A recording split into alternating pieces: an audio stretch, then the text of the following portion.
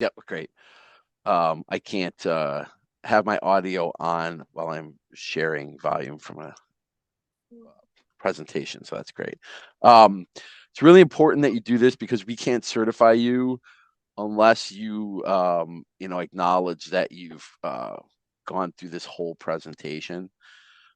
So it's really important that if you did miss last week's and you're catching up, that you take the time, listen, and watch that first presentation on the 15th, and then take care of sending the code phrase to your assigner, because that's the only way we're going to be able to certify you, is to know that you attended.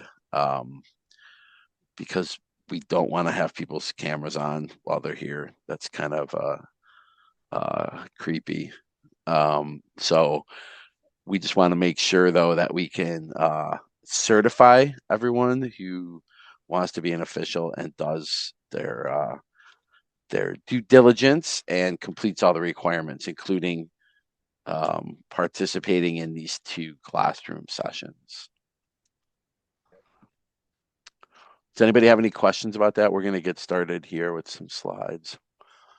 Um, I was just wondering where you can find the video for the last one. so it's on the WILOA website. Everything's been posted. If you go under the More tab, drop down to the training archive, it's the first one on the list. Thank you. It's WILOA.org, right? Correct. Yeah. Yep. Because we used to have the .com. It's WILOA.org, guys. So it's there. Matt took care of that, I think, by Tuesday of the past I week. think I got it up on Wednesday, but as Yeah. long as I'm here, I've got nothing going on today, so I'm going to try to get everything downloaded. I think that goes to Don, though, so I'll have to wait till he gets back. But Yep. And Don is somebody had to do some GLL games today, and I tapped him Oh on the God. shoulder. So I said, you got to do them. For the for those of you who aren't aware, that's the league where the local Wisconsin club teams play in, and it's quite a brutal day to be officiating lacrosse in the state of Wisconsin. Kudos to Don. So again, welcome everyone to the second session. Again, we touched on this briefly.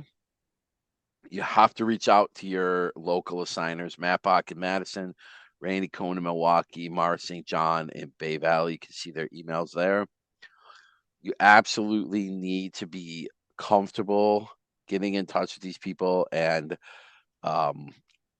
these are the people who will assign you games, game assignments, and are going to be the ones who are evaluating your performance on a game to game basis. Okay. So it's very important that you have these emails and eventually the phone numbers in your phones. And when they contact you, you pick up. Okay, very important. Again, to get credit for today's session, after towards the end of the session, we'll have a code phrase. You are required to send that code phrase to your assigner. It's probably best if you send that code phrase when we say the code phrase during the training, so they know like you were paying attention when your name is shown, like you're attending the training. And you're not just have your signed in and you're not actually listening or participating. So please do your best to follow along. I know it can be a lot of information, but having this information at the front of your head, be confident about the information, the rules of the game will help you be a better official. No doubt.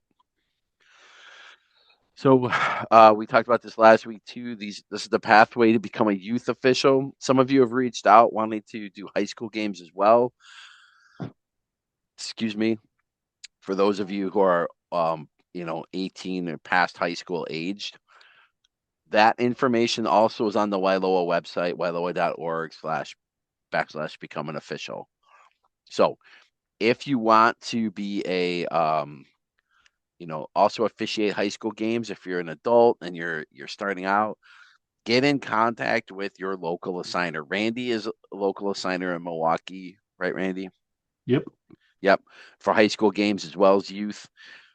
Matt, do we know who's Madison area? Same as last year. Dave Jameson. Really, I was told through channels that it was you. Nope. We Uh, tried. Okay. So that information will be posted on the WILOA website, but is this person an official, Matt? no. He is not. No. He's just a Okay. guy. So Just here, let's make it easy for everybody. If you're in the Madison area and you want to do high school games, send Matt and myself an email with your contact information, and we will get you in front of the person who's going to do the assigning. great. That sounds like a plan. Okay. If you have any questions, feel free to keep reaching out to me. But Randy is going to be the main resource, honestly, in the state for officials who want to do high school. And then some random not official will be assigning high school games in Madison. So That's a bummer. That is a bummer.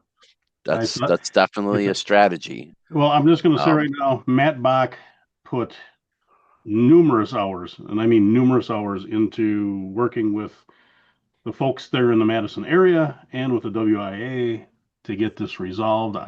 I was under the impression, Matt, that they everybody had seen the light and it was going to be you, but apparently that is not true. I have well, not heard. They said they came back from the conference and said no, they don't want to move forward and they're going to maintain status quo. And I asked for information on the what's and the whys, and they won't give it to me. So that's all I know. There you go. Well, gotcha. I'll do some Well, I mean, pitchforking from my end then. yeah, this is a good lesson for those of you out there. Sometimes, as we learned in the movie Poltergeist, you don't go to the light, right? The light is bad. So, again, our training today, last week, and what we're gearing you up for is just doing youth lacrosse games. If you're an adult and you want to do high school games, there are pathways, but I suggest you reach out today to Randy and Matt to try to get, specifically Randy, also to try to get you in front of the right people, because those trainings are ongoing. Those are done by Steve Perez, right, Randy? Yep. And They haven't started yet. yeah, they haven't started yet, but Oh, they have not. Oh, great, fantastic. I don't know if are we starting on a third, man? I think so. I know it's coming up. Okay, super. It- So cannot there remember. is time. And, Yeah. and just so everybody knows, and I'm not going to cut you off here, Jeremy, if you're just coming in for youth training and that's where you want to start, you are welcome to join the high school training too. Okay. You're not required, you're welcome to, because you're going to hear more stuff, not necessarily rules, because Jeremy teaches the rules very well. You're going to hear more stuff on how to be an official and how to officiate a game, how to game management. You're going to hear that through your whole career. How's your game management? Because that is going to get you to zeros the fastest, and zeros means the end of the game, by the way. Get you to zeros the fastest. Thanks, Randy. So again, that door is open for adults who want to do high school games, and I highly recommend it. And like Randy said, I definitely take him up on the offer. Even if you're not officiating high school games and your high school age official, jump on those trainings. You'll start to hear what the best officials in the state of Wisconsin are looking for in games. We talked about this last week, so we're not going to spend a lot of time on this, but you have to have your kit by April 1. Okay. You have to have the 1-inch collar stripe official shirt, black shorts, any shoes, preferably black, especially if you're in your second or third year. Fox 40 whistle, at least one yellow penalty flag. Splurge and get the second one now. Otherwise, they'll always be more expensive next year. One coin, usually silver dollar sized or bigger. And make sure you're not having any of your team logos or really any team logo on any of the gear you wear from the parking lot when you get out of your car to the field and back. Okay. Really, really important that we make sure that we're presenting a professional, unbiased appearance that will give more confidence, like we talked about last week, and we'll talk about some more communication strategies this week. But that will give confidence to the fans, the players, and the coaches that you're serious about, officiating lacrosse, and you're professional about it. Goes a long way. Okay, and then we'll touch on this a little bit later as well. Arbiter is our assigning software. For those of you new officials, okay, we will be sending you, if you haven't received it already, a welcome invite email from Arbiter. Okay, Arbiter is the software system that we use to assign you games that then tells you what your game assignments are.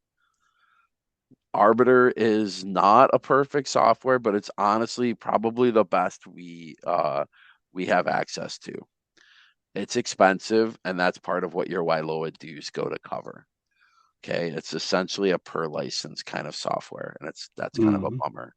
But the best thing about Arbiter is you have the contact information for the coaches, you have the contact information for your partner. You can set your Arbiter up to text you reminders about your upcoming games. You'll also receive texts and emails about your new assignments.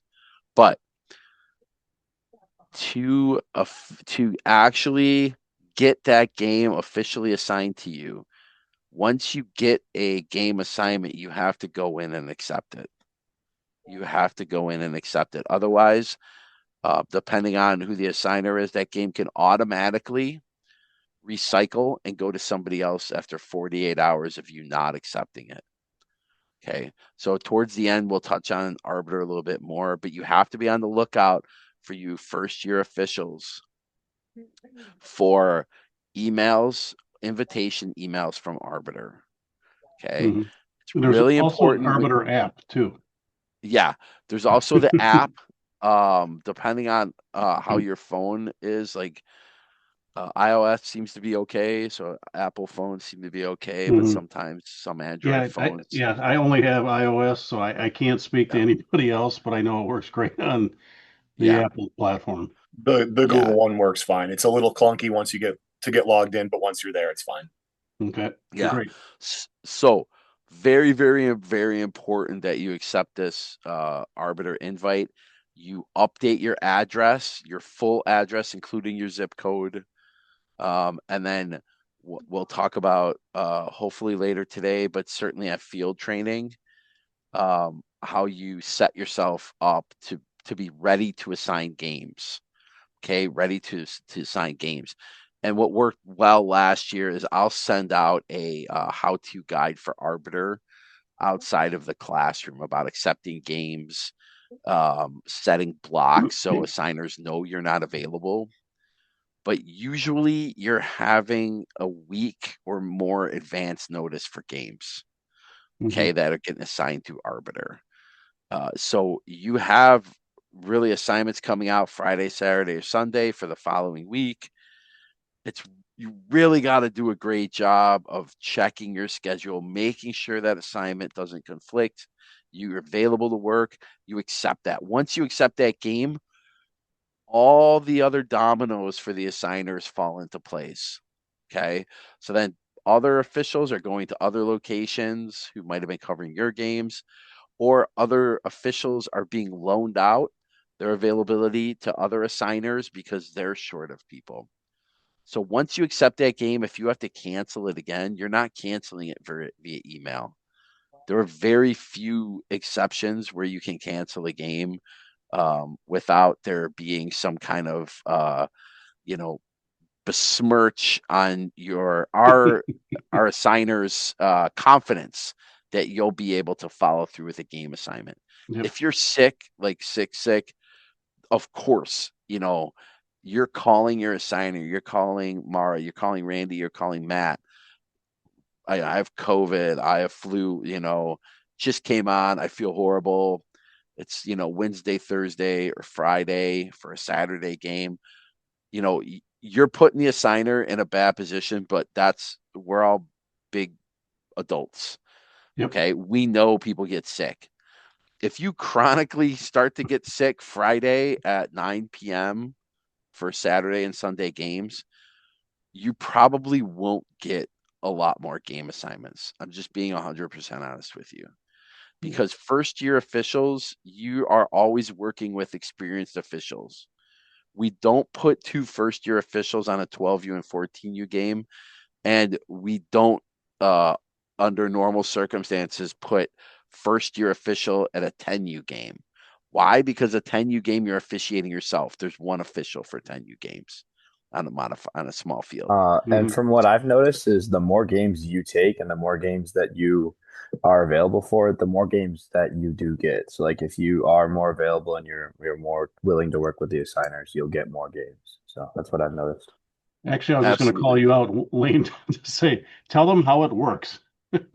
Um, Yeah. basically, basically you sign up for it, you put in your blocks, and then a lot of days that you can work, you'll work. And then if they say, "Hey, we need somebody because somebody dropped out," if you answer that, and you'll get more games. It's kind of like you have a reputation for yourself, and you want to have that reputation not get tarnished just because you were sick or something like that. So you just want to try to get to as many games as possible, and then that helps a lot with getting games scheduled for yourself. Folks, I'm not paying Lane to say that. He is dead on because that makes an assigner's life very easy.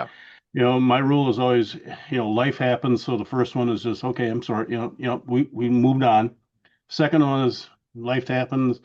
I almost want a doctor's excuse as to why you were sick. If it's the third time, should almost be a death certificate because and I'll be honest with you, if it's the third time, guys, and I'm your assigner, you're done.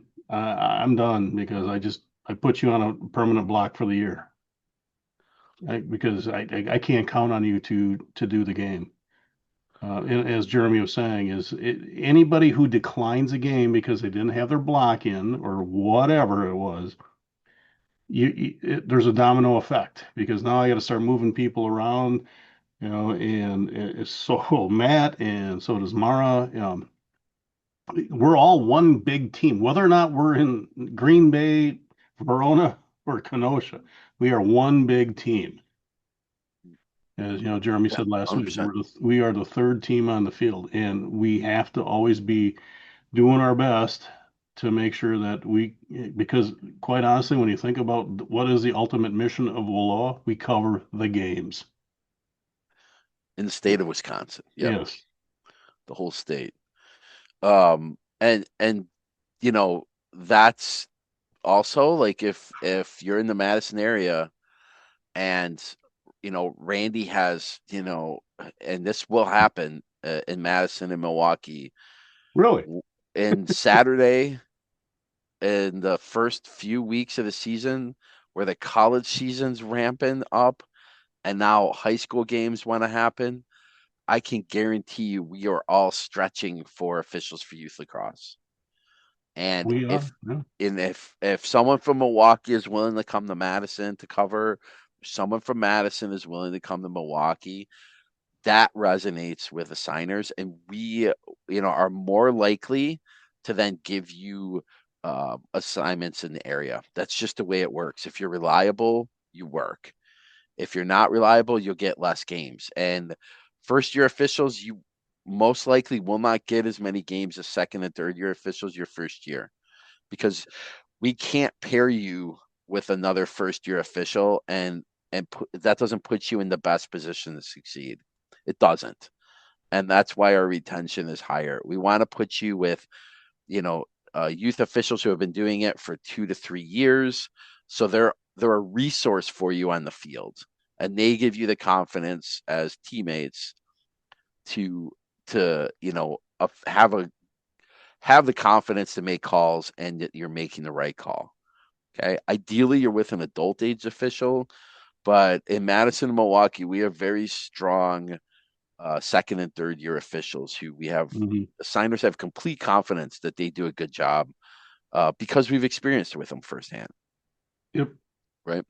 So please take, the kind of prevailing message is that if you take this seriously, you will get more games and you will work more and make more money and you'll be a better official. Yep. And if you're my partner and we're doing youth games together, guess what? You're going to be, even though I might be listed as the R, I'm going to make you do all the R stuff, Yeah. right? Because there's the R and the umpire. I'll have your back on all the stuff, but Yeah. I need you to do it. Yep. Yeah. And that's part of your development and you'll be a better official for it. I promise.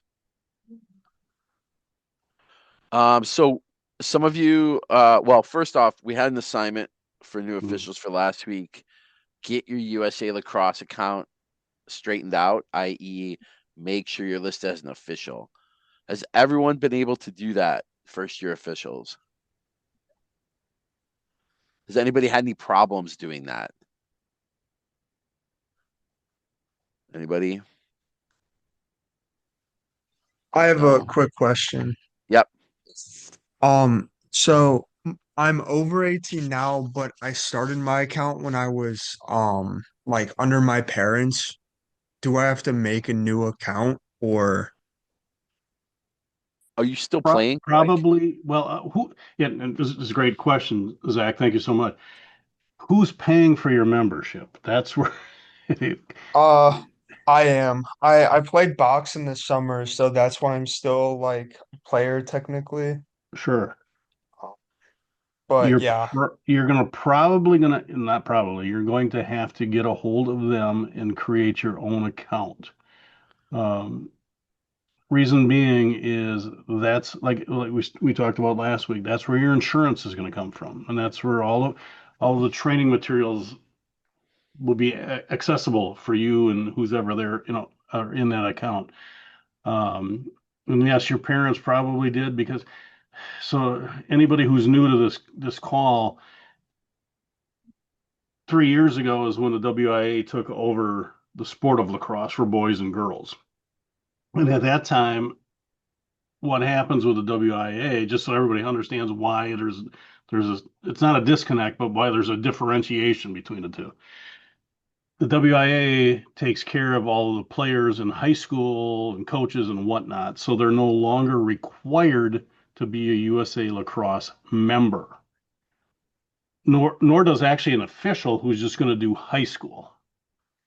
But if you're going to be an official who's going to do youth games and almost every tournament series known to man right now, you do have to be a USA Lacrosse member. And doing it that way. I know it sounds a whole lot of gobbledygook. I mean, it used to be great when we just everybody was required, and now it's not necessarily required. So your best bet for anybody who's on this call is to make sure that you have your USA Lacrosse membership current or new or whatever you need to do. Um, what needs to be for Jeremy, so he can look at it, and anybody else who's on the WILOA board and or an assigner, is the email that you use for USA Lacrosse is the same one that you're using for Arbiter because they do cross reference each other. And if you show up with Ducky 123 for USA Lacrosse, but you show up as Quacky 123 for us here in Wisconsin for Arbiter, they don't see each other. So any of your certifications that come from USA Lacrosse do not show up. Yep. I know it's a long way, but I'm just telling you, it's got to be very consistent. Yeah. You have to have an individual identity, i.e., an individual email associated with your account to be an official. You did not have to do that to be a player, but to be an official, you do. Okay. And also, if, by not having an individual email, you also screw up the Arbiter USA Lacrosse kind of connection, where in Arbiter, you actually email, if it's a family email, your parents or anyone who has that email account would be getting the game assignments, and they might delete them. So you absolutely have to have an individual identity as an official at USA Lacrosse to, like Randy said, to access the tests, to get certified, and to get game assignments in Arbiter. And that email that you are signing up with for WILOA, that should also be your individual email. Hmm. Does everyone understand? Yeah. Okay. Super important. And this is the time to get that straightened out. USA Lacrosse will be inundated with calls, emails, like website requests for all of March and halfway through April. Okay. The time to contact USA Lacrosse for these changes to your membership, even if your parents are doing it, is now, is before March, because there's no guarantee that they won't sit on hold for hours on end with USA Lacrosse come March, because everybody around the country is doing the same thing. Everybody's contacting them for player registrations. Why did my players USA Lacrosse account get suspended? All of these things about age verification, which USA Lacrosse is trying to do. Like, trust me, now is the time to get this straightened out. Okay. And as assigners, we're not going to beat down your door if you don't fulfill all these requirements and you don't become an official, because that's a huge red flag that you're just not responsible enough to do it.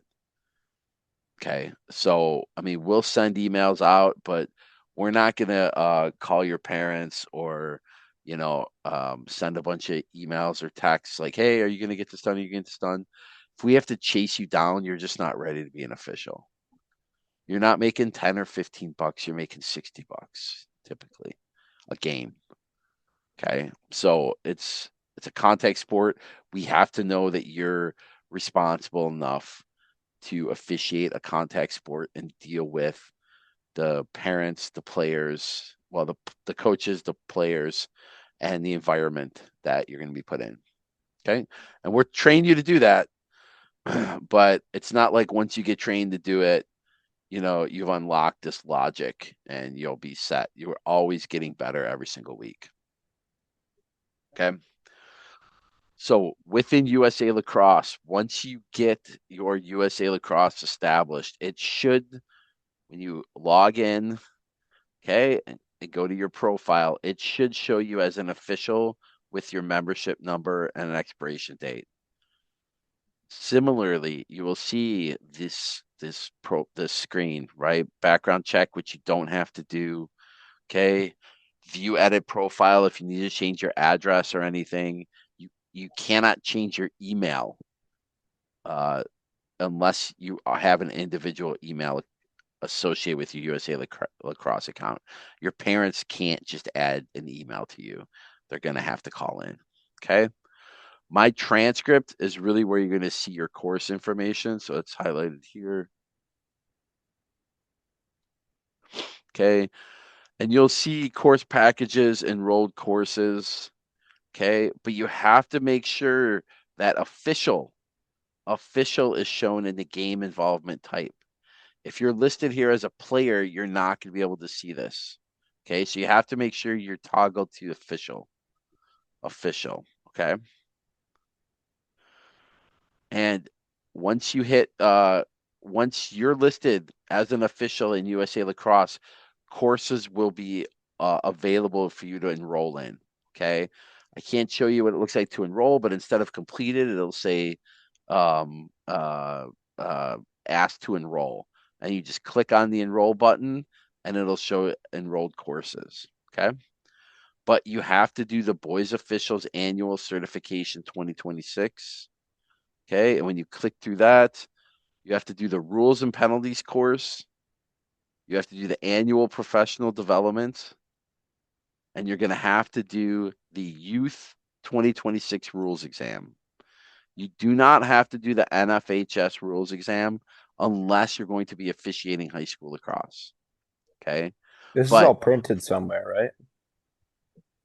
uh, Well, actually, Jeremy, to do high school lacrosse in Wisconsin, it's It's the the WIA exam. WIA, which is exactly the same thing as the NFHS one, but you got to do it on the WIA site.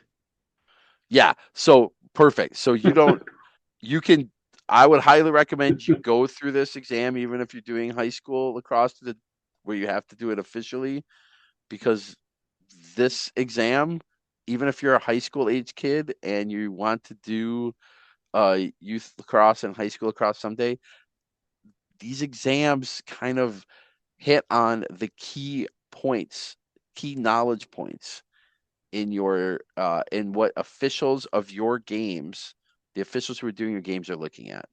Okay. Mhm. So you do not have to do the NFHS rules exam to do youth lacrosse in the state. You do have to do the rules exam. Does everyone understand? Okay. So the other thing is your assigner and we can track whether you've done this or not. You'll get certificates. Okay. And there's also a clearinghouse where, as trainers, okay, we can add all of your USA, we can check to see if all of your USA lacrosse stuff is done and your field certification. And then we will put you in a database that says you are certified to officiate lacrosse. Okay. Very, very, very important. Do that. There's also a ton of other trainings you could do on the USA Lacrosse website. Okay. Tons of them. But these are the ones that are going to be required to do youth lacrosse. Does anybody have any questions about that?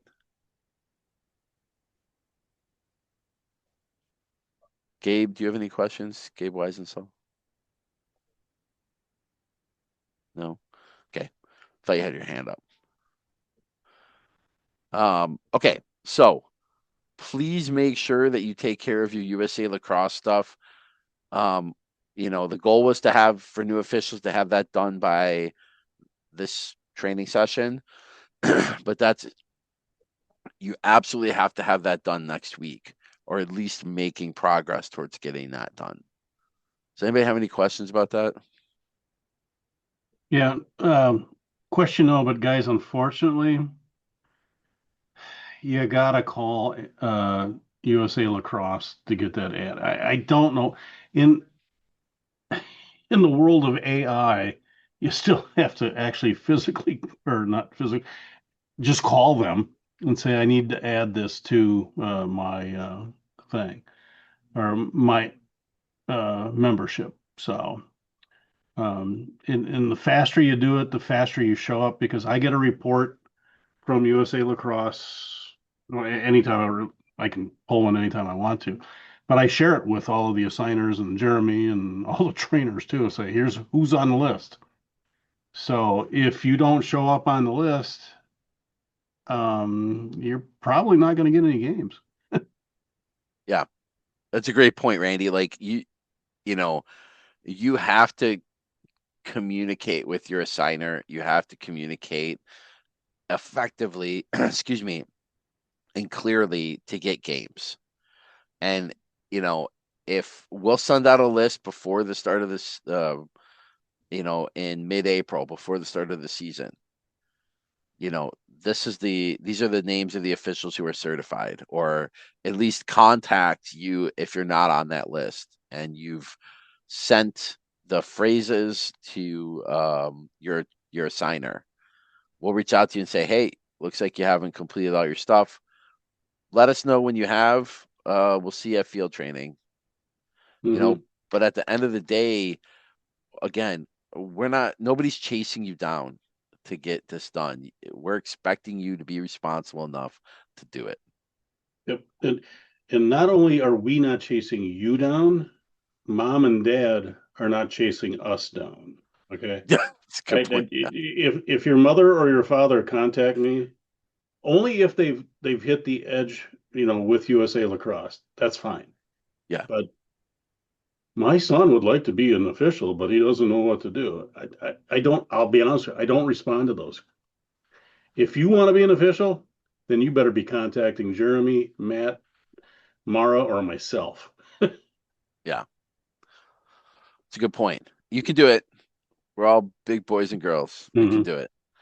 Um, so any questions about the USA Lacrosse, requirements, you can send them directly to me. It's best to CC your assigner. I'll work with you to try to get any issues you have with test access. I'm happy to take care of that, so your assigners don't have to deal with that.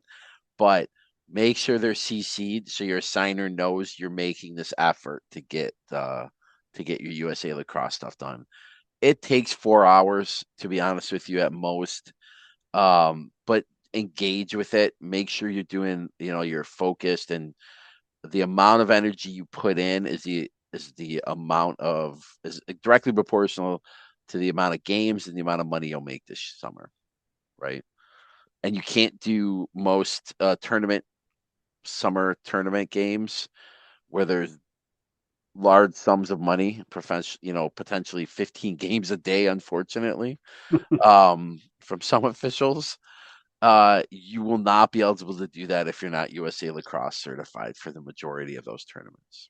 That is true because most tournaments have now gone to the USA Lacrosse certification for them. So Yeah. So, again, any questions, reach out. We stopped last week at technical fouls. Okay, so technical fouls really have to do with game management, to be completely honest with you. Advantage, disadvantage. We're gonna now go over personal fouls. Personal fouls are more serious. Okay, they also come with, obviously, because they're more serious, more time serving potential. Okay, any personal foul, the lowest amount of time you can give is a minute. Okay, and technical fouls are 30 seconds. 30 seconds. Okay, so we're gonna go over personal fouls now. Randy, let me know if you see, when I put this in the presenter view. Do you see the full screen slide, or do you see speaker notes? I can see both. You I can see see next both. slide and I see Okay, the let me swap. Okay, how about now? perfect. Yep, straight up. Great, perfect. So, as we discussed, about personal fouls are about safety, safety. Okay, for the most part. It's a way, and personal fouls are also, if you do not call personal fouls and you're not fair on the call of personal fouls, that is the easiest way for you to lose control of a game. Okay. That is the easiest way to lose control of a game if you're not calling personal fouls and you're not calling them fairly. Okay. So, personal fouls, according to Rule 5, Section 1, serious nature. They include illegal body checking, slashing, cross checking, tripping, unnecessary roughness, which we'll talk about. That's so kind of a woolly one. Unsportsmanlike conduct, which is also one we'll talk about, where once you go in sportsmanlike conduct, you can never go back to that technical foul of conduct penalty. And very, very important as of like 2024, 2025, checks involving the head and neck. Checks involving the head and neck. Okay. We're going to go through some examples today of where we're going to escalate personal fouls. Instead of just being 1 minute, they could be multiple minutes. And instead of being releasable, where you get a 1 minute penalty for a personal foul or a 30-second technical foul, and the team that was offended is playing one player up, they score a goal. Typically, those penalties could be released. In youth lacrosse, that's sometimes a little bit different depending on the year.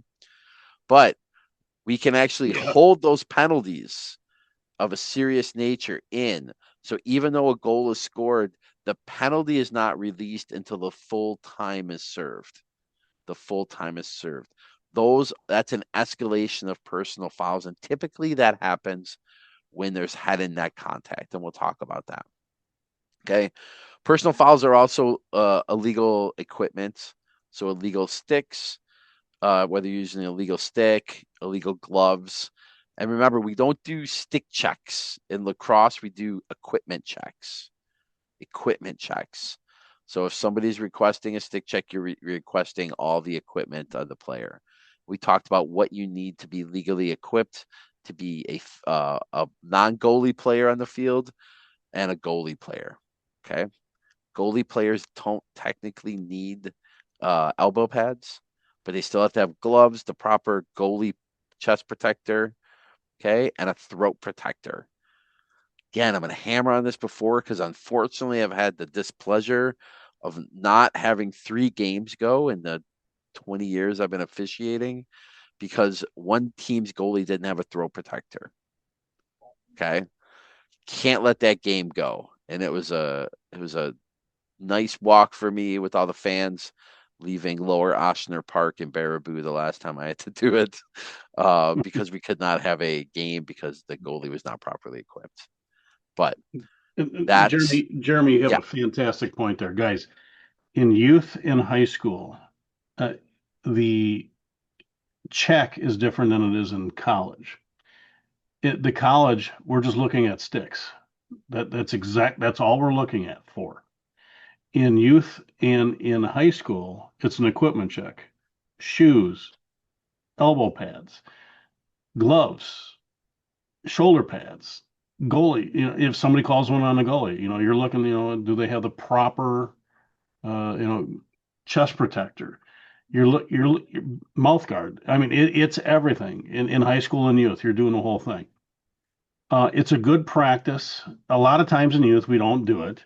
Okay, but it's a very good practice if you really want to make officiating a profession, or part time or however you want to do it, is to get used to it. Okay, and youth, if a kid doesn't have a mouth guard, just tell the coach he doesn't have a mouth guard. Okay, you're not don't ring him up for a minute locked yeah, in.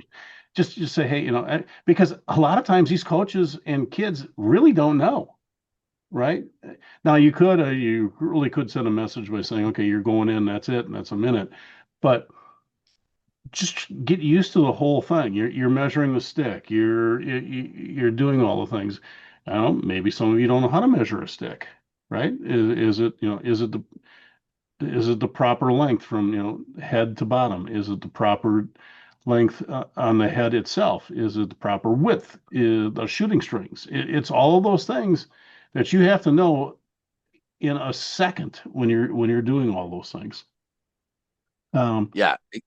Go ahead. I'm sorry, Jeremy. No, no, no. I was just say exactly right. Like, um, it, and we'll go over this at field training as well. We spend a lot of time in our field trainings in Madison and Milwaukee going over like procedural things in the game. But the reason why illegal equipment is a personal foul is because it can be extremely dangerous to play with illegal equipment. Okay, it can be extremely dangerous to yourself, the player who has it, and the other players. Okay, if you've officiating lacrosse for a long time, you see uh missing butt ends, and no tape That's the covering biggest it. thing. In fact, I was just going to say that, Yeah, guys. I've seen that go in a calf muscle of a Yeah, kid. yeah. And If you see a stick without a butt end, stop play right there on the spot. I mean, yeah, seriously, no one's going to fault you on that. Even if you're yeah, taking away the advantage of the team going in the, you know what? Because as Jeremy just said, because if that uncapped butt end gets into somebody else, there's blood somewhere. yeah. It's a serious, serious, uh, dangerous position, and that's why it's a personal foul. A personal foul. It's not just the advantage that you gain. Geez, when I started playing, none of us who faced off had palms in our gloves. We thought it was way better to cut the palms out of our gloves for face-offs, so then you could potentially palm the ball, right? And you could grab onto the opponent's stick easier, right? That's, even though it might seem trivial, that's actually a dangerous thing for the person without the palmed glove, right? So it's, you gotta call these, and you gotta make these calls. And the best time, we spoke about this last week, and we'll harp on this at field training, so everybody's comfortable doing this. But the pregame lineup, where the starting 10 from both teams come out, the officials, just give you like a quick, rundown for youth officials, like you're going to be doing 14, 12, 10U games, right? Back, back, back. Hey, 14U is a 14U lacrosse game. There's body contact. There's minimal body checking. The counts, we have 4, 10, and 20-second advance count. We're looking for the slashes, no one-handed swinging checks.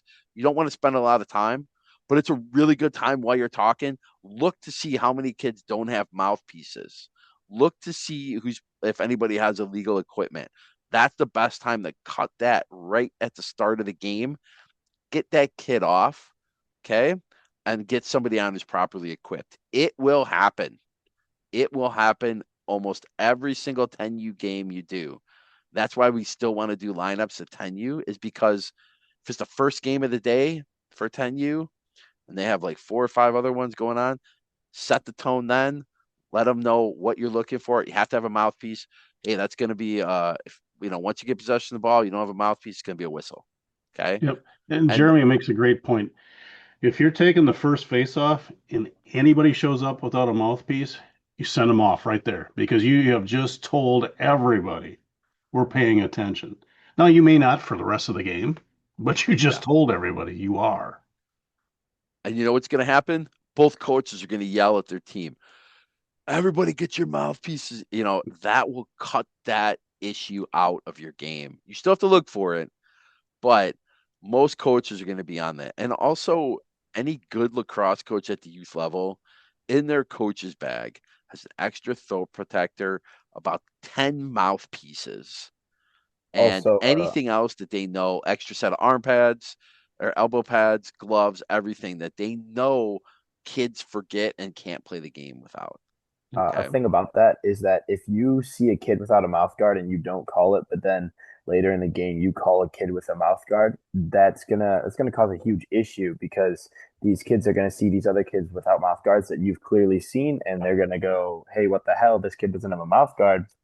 Why does he not have one? But I have to have one, and why do I get called for it?" So just setting that principle right at the beginning of the game is a huge thing, because then you're leading by example right from the beginning. And then it doesn't see you're seeing less bias, because that's a big thing that I noticed is I go to Oconomowoc and I ref Oconomowoc 5, 6, 7, 8, 3, 4. I ref all the grades for Oconomowoc, and I have to be fair to both teams very, very often, because the other parents love to call it out that I play for Oconomowoc. So just starting right there, right at the beginning of the game, you have to set that principle down that, yeah, if you don't have a mouth guard, you're going to get called for it regardless of what side you're on. That's Correct. a great point. Lane, your games would be much easier if you wouldn't wear your uniform out there and just wear an official's uniform. But Hey, that's what I wear.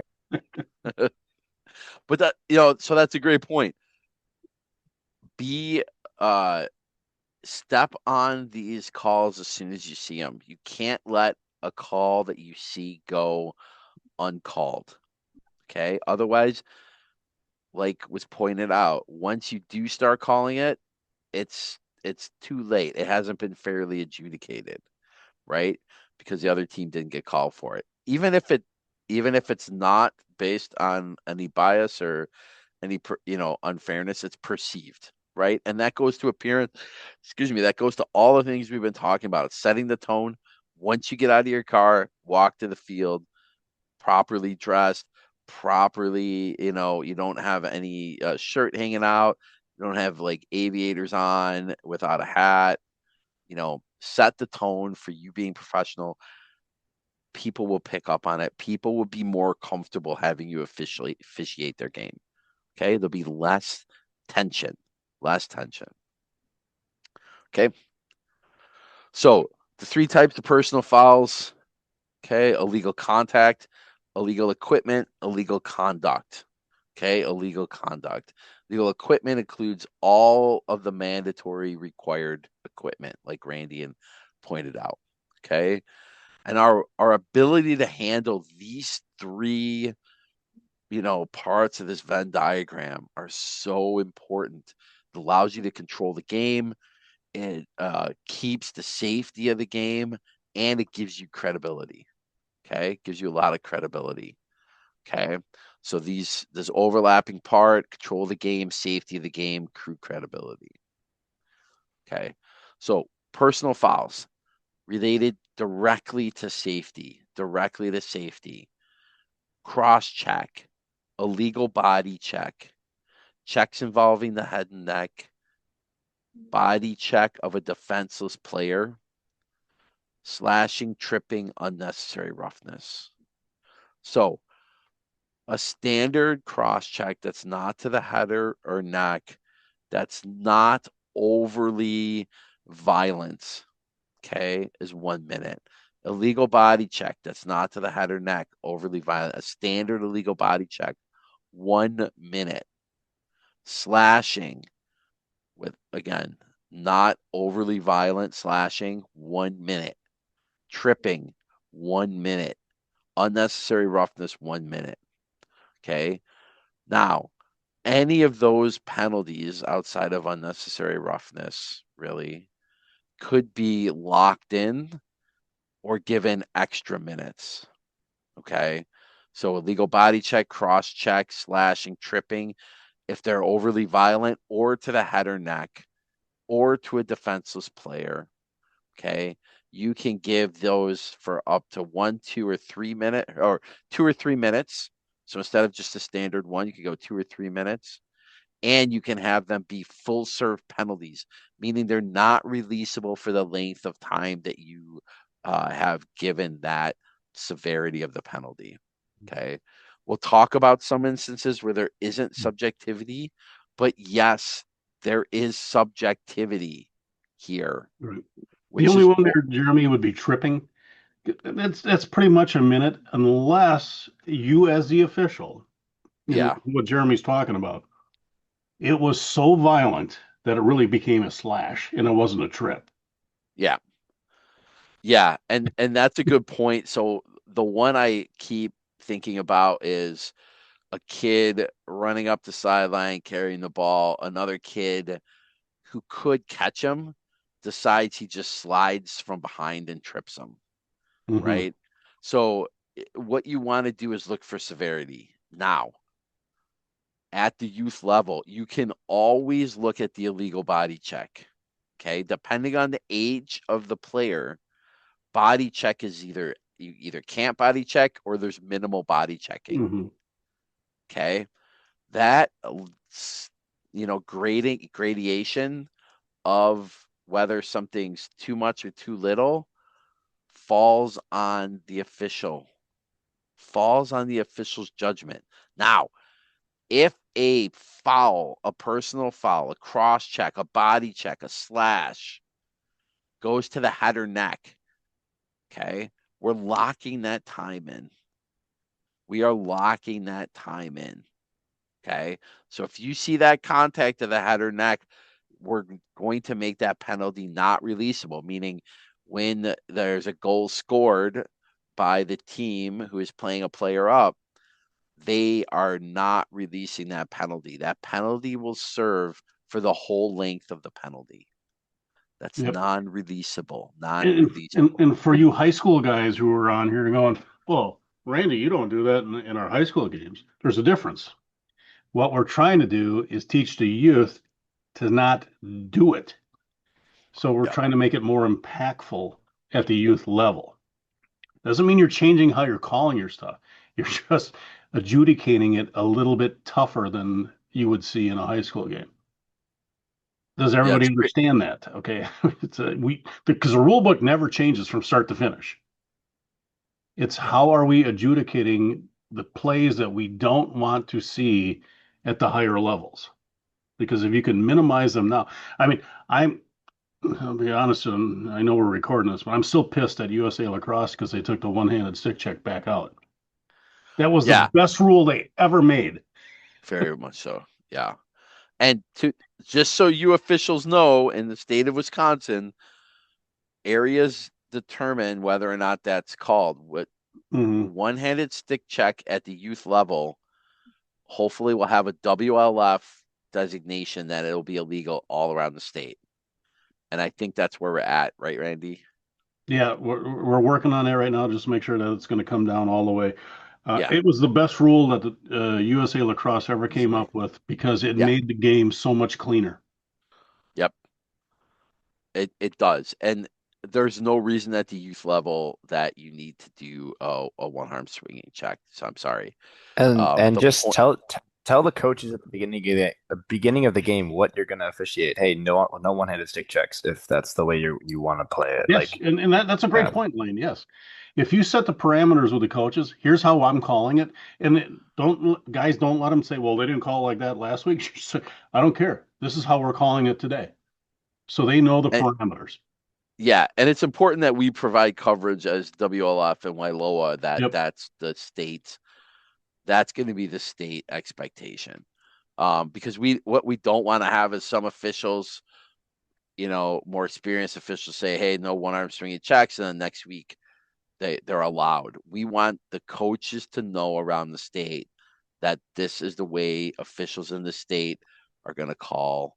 All the associations will get on board, and there will be no one arm swinging checks. Yeah, we have a WLF meeting tonight, so I will press for that ruling, if you will, and then I will get it out to everybody. I'll get it to Jeremy and everybody else. Yeah, So, great. And part of this, again, your job as a youth lacrosse official is to provide a safe, fair environment for kids to play lacrosse. Nothing cuts down participation in lacrosse in the state more than one-sided games or games where kids are more focused on like one arm swinging checks, knockout hits, suicide slides, all that stuff versus playing the game, right? We are trying to provide a safe environment where the calls around the state are made as consistent as possible. And personal fouls that involve certainly head and neck contact, we want to make sure that those are always locked in, non-releasable penalties. Non-releasable penalties. And frankly, it should be 2 or 3 minutes. Just like what we'll talk about later, a body check of a defenseless player. 2 or 3 minutes is typically if they're violent. Okay. Randy, have anything else on that? no, no, that's good. So let's go over some of these personal fouls. Cross check. And again, this kind of language by USA Lacrosse changes every year with what's considered a cross check hold, cross check, etc. But a cross check is when you're making that initial contact with another player in the area between your gloved hands, okay, with the stick between the area of the stick between your gloved hands, and you're exerting a force through that portion of the stick into the player. Okay. So you're looking for that thrusting motion. You're looking for the arms extension. Okay. And you're looking for, which is very obvious, a disadvantage to the offensive player in this case. Okay.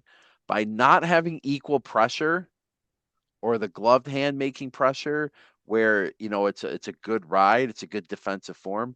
Here you're looking for the stick making contact first, the power that's exerted from the defensive player to the offensive player coming through that part of the stick between the gloved hands. Cross check. Okay. Thrust, extension. You can easily see that that's going to, that can Mhm. potentially lead to personal harm or at least a safety issue. Now, we'll see some videos in a little bit. Mhm. What you will see is maybe the guy's making contact with his gloved hand. So that gloved hand is making the contact first on the offensive player, not the portion of the stick. That's defense. That's fine. Okay. Yep, As that long as falls he's not, under equal pressure, yep. As which is long as another it's gray not, area. yeah. As long as it's not a punching motion with that gloved hand and stick, if that's a legal hold, okay, if he's using his glove and again equal pressure. But what you'll see even with that equal pressure is when it starts to change from equal pressure, this gloved hand or this stick in this cross check situation can come up and make head contact. Okay. So we kind of saw this last week too with USA Lacrosse. Something can start legal but end illegal, especially when it comes to head and neck contact. Okay. Does anyone have any questions? Okay. And guys, the biggest giveaway on a cross check is looking for the whiplash of the player who just got hit. And then if you don't know what that means, here I'll explain it. He just got popped in the back, right? And his neck and head snapped backwards. That's because that player has taken away his momentum going the direction of wherever he's going to go. Doesn't necessarily have to be towards the goal, but you will know a cross check when you see it because you'll just see the head snap back. And that's a Yep. good indication right there. And that means right there it's more than a push. It's more than equal pressure. Yeah. Yeah. It's a great point, Randy. So again, cross check, we're looking for a check with part of the handle of the stick that's between the player's hands by thrusting away from the body or by holding it extended from the body and making your contact. Okay. Very important. Matt, do you have Uh, anything to add to that? I know he's on the call. yeah. No, I mean So this that's video, yeah, that's pretty much what you're looking at is like the thrust out. Just be aware again, like everybody else was talking about the contact between the gloved hands. I know at least at the high school level, some of the kids are probably coming out of the box season where that is legal. So we just got to be mindful of that too, getting passed down into youth. great point, Matt. So I'm not going to play that video because it keeps sending me to YouTube. There's some embedded into the presentation, there's some aren't. But what I do want to, we do want to move on to a legal body check. If you have a question about cross check, please let me know. You can always Google USA Lacrosse YouTube cross check, and you can see So, well, before we videos. go into this illegal body check thing, this Yeah. picture here, right here.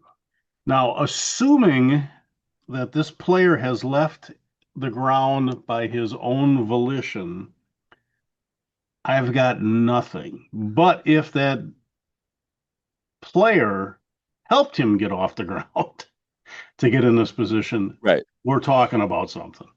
Yeah, that's a great point. It's context, right? Like you might Yeah. be seeing the beginning, the middle, or the aftermath of the play. And you know, this is also a good point to bring up perspective, which is why when we talk about mechanics, we have folks who are on our two officials, us and our partner, are on essentially a diagonal from each other. So we're seeing different perspectives of the play. And even though we might not be on ball officials, the same person hopefully is not on ball, we're seeing things from different perspectives, right? So we have to be able to, when we talk about mechanics, being in the right position will help us feel comfortable and confident that what we're seeing is either an illegal body check or maybe it's a player leaving their feet and being out of control based on their own actions. Because, guys, Right. here is the biggest thing, and I can't stress it enough. If a player leaves the ground by their own volition, you cannot protect them from what's happening going forward. No matter Yep. how much the parents and coaches scream, if they're off the ground, they've given up pretty much all of their protection. So Yep. you have to, make sure that you are sure if you're going to pass, and I'm not saying it's right or wrong. I'm just saying if you're going to pass on a call, you tell that coach he left the ground on his own volition. There's nothing I can do for him. It's a great point. So the second personal foul we'll talk about is the illegal body check. Okay. So there are some categories of illegal body check that we should talk, some points that we're looking for. Okay. Body checking an opponent who is not in possession of the ball or within 5 yards of a loose ball. Body checking an opponent who is not in possession of the ball. We see that a lot. Okay. Sometimes it looks like interference. Sometimes it's going to be a legal body check. Okay. Also body checking an opponent from the rear or at or below the waist. You cannot make body contact below the waist. Okay, and never from behind. Okay. Also body checking an opponent who has any part of his body other than his feet on the ground. We see this a lot at youth. Okay. A player will have a knee on the ground. Okay. At 10U, face off kids can have both knees on the ground. At 12 and 14U, you're in a standing neutral. Okay. You have to have, the same posture at 12 and 14U that you'll see in high school. But at 10U, you can be on the ground. Even though there's no body checking at 10U, you'll see a lot. A face-off guy on his knees, somebody will run in there, bump him down, and go for the ball. You can't do that. Player on the ground at any level cannot be body checked. Okay. Okay. Body checking, can be a 1 minute penalty. Can be a 1 minute penalty. It doesn't have to be um, a penalty that's overly violent. You can have 1 minute illegal body checks. And frankly, the majority of illegal body checks that I think I've called have been just 1 minute. Okay. And especially at the youth level. At the youth level, there's no takeout checks of any kind, i.e., you cannot initiate a body check for the sole purpose of knocking someone down. How do you know their sole purpose? You can tell. You can tell. You Somebody know, takes a run, a 10, 15-yard sprint towards a guy with a ball who's doing like maybe a high pick and roll, and he just cleans that kid out. That's a 2 to 3 minute illegal body check, right? But somebody who maybe runs through a pick, dunk, runs through a pick overly exaggeratedly, an offensive player tries to set a pick, the defenseman you can see is looking at the pick and just plows right through him. That might be a 1 minute. Okay. Randy, what do you think? actually, could be. That's a great point. Actually, I should go back, guys. When I was explaining, what the illegal body check, I was talking more from the offensive player going in versus the defensive player. So just so you guys are clear on that. But you're right. You will know on an illegal pick or legal pick. Um, uh, you're going to see the defenseman's face mask. You're going to know exactly where he's looking, and he's going to plow in. Either he's going to plow into a guy, or he's turning his head literally as the contact is made.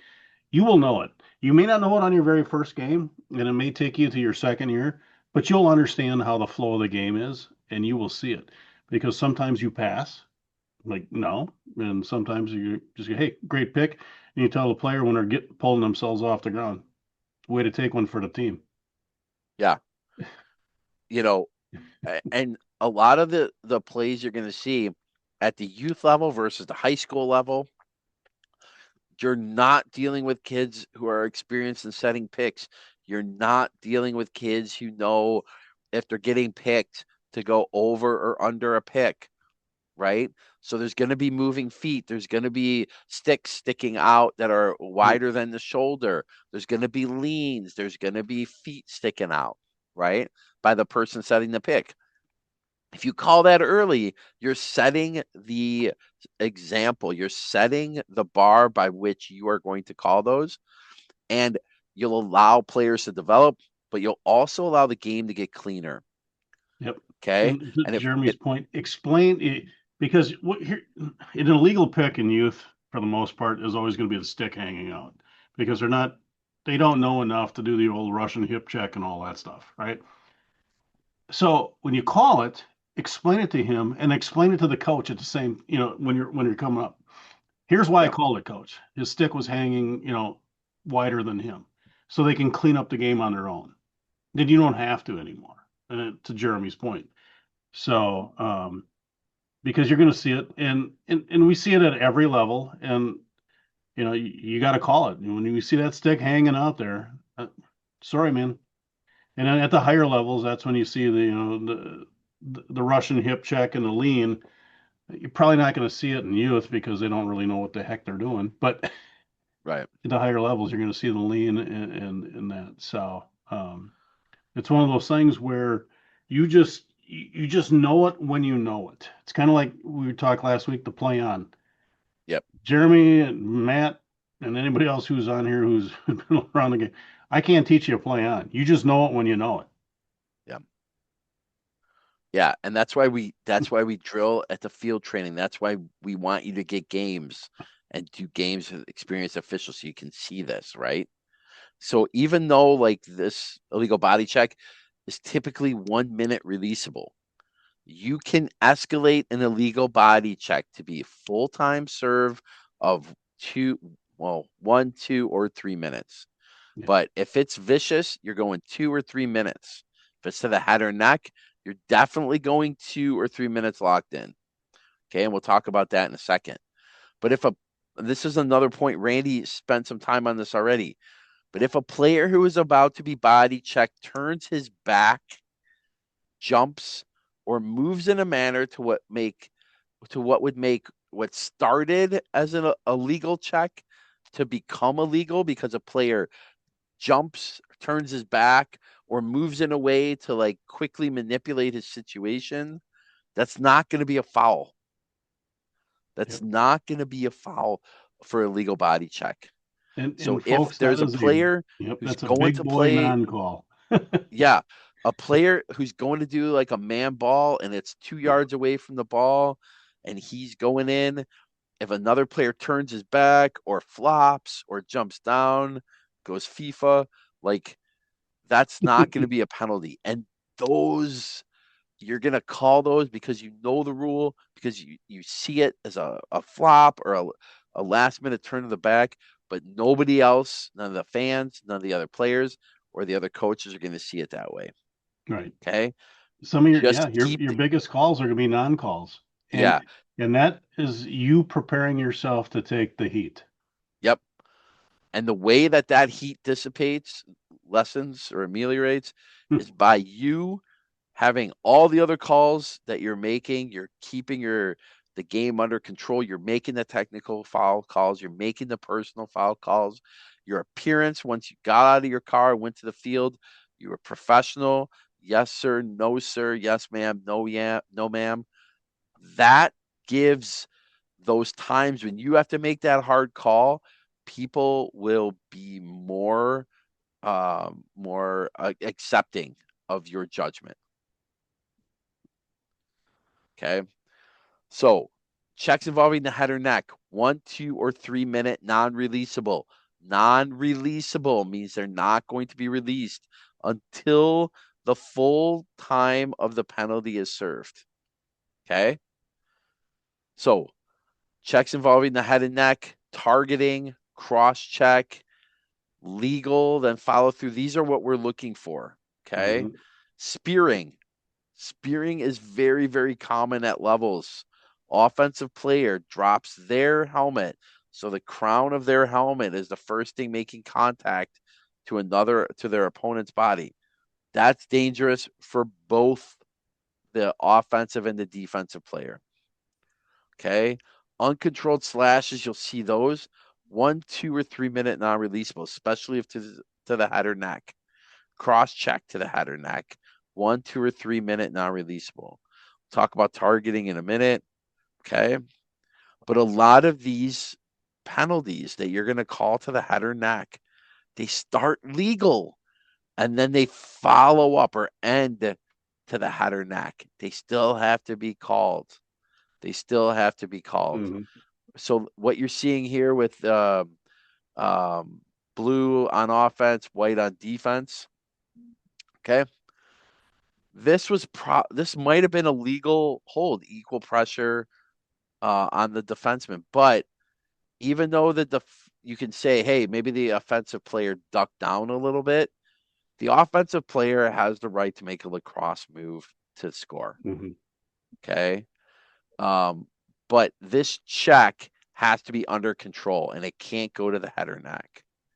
Funny, you can also probably call a ward here, but Yeah, so and actually that you had a great point there, guys. You know, this whole thing here, spearing is probably the most undercalled penalty in the game of lacrosse, and it really should be called a heck of a lot more than it is, yeah, myself included. Because you know we're giving that offensive player the advantage by driving into that defensive player, and we're letting it go. Um, this picture right here is, you know, the legal then follow through.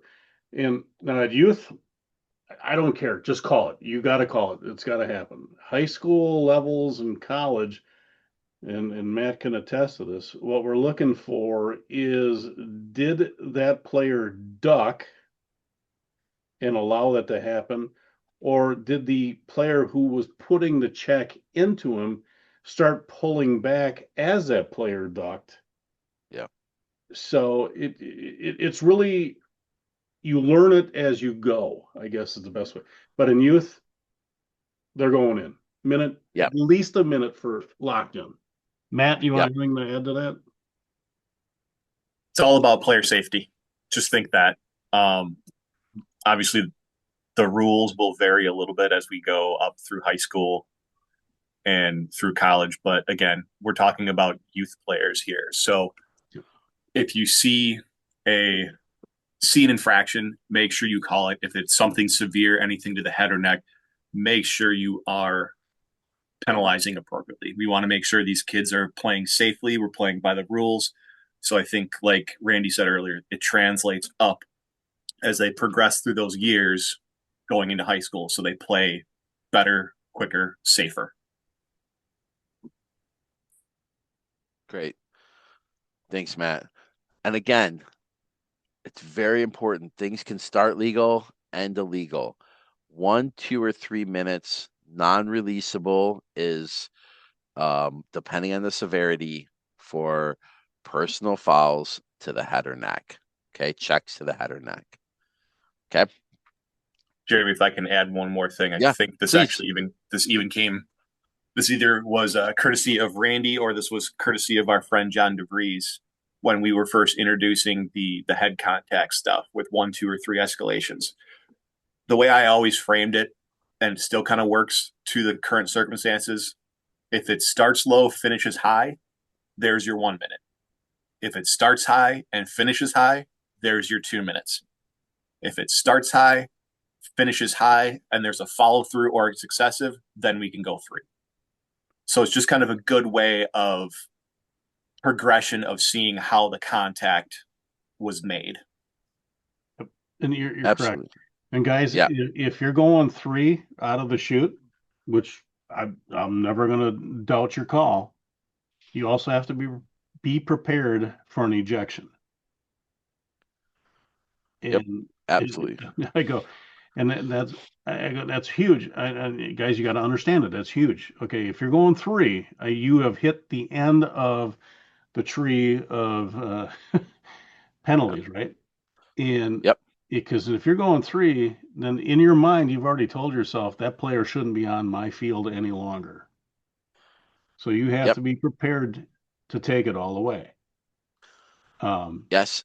And you can eject kids Yes. for an overly violent in your impression and your judgment, overly and violent check can be a 3-minute non-releasable ejection penalty.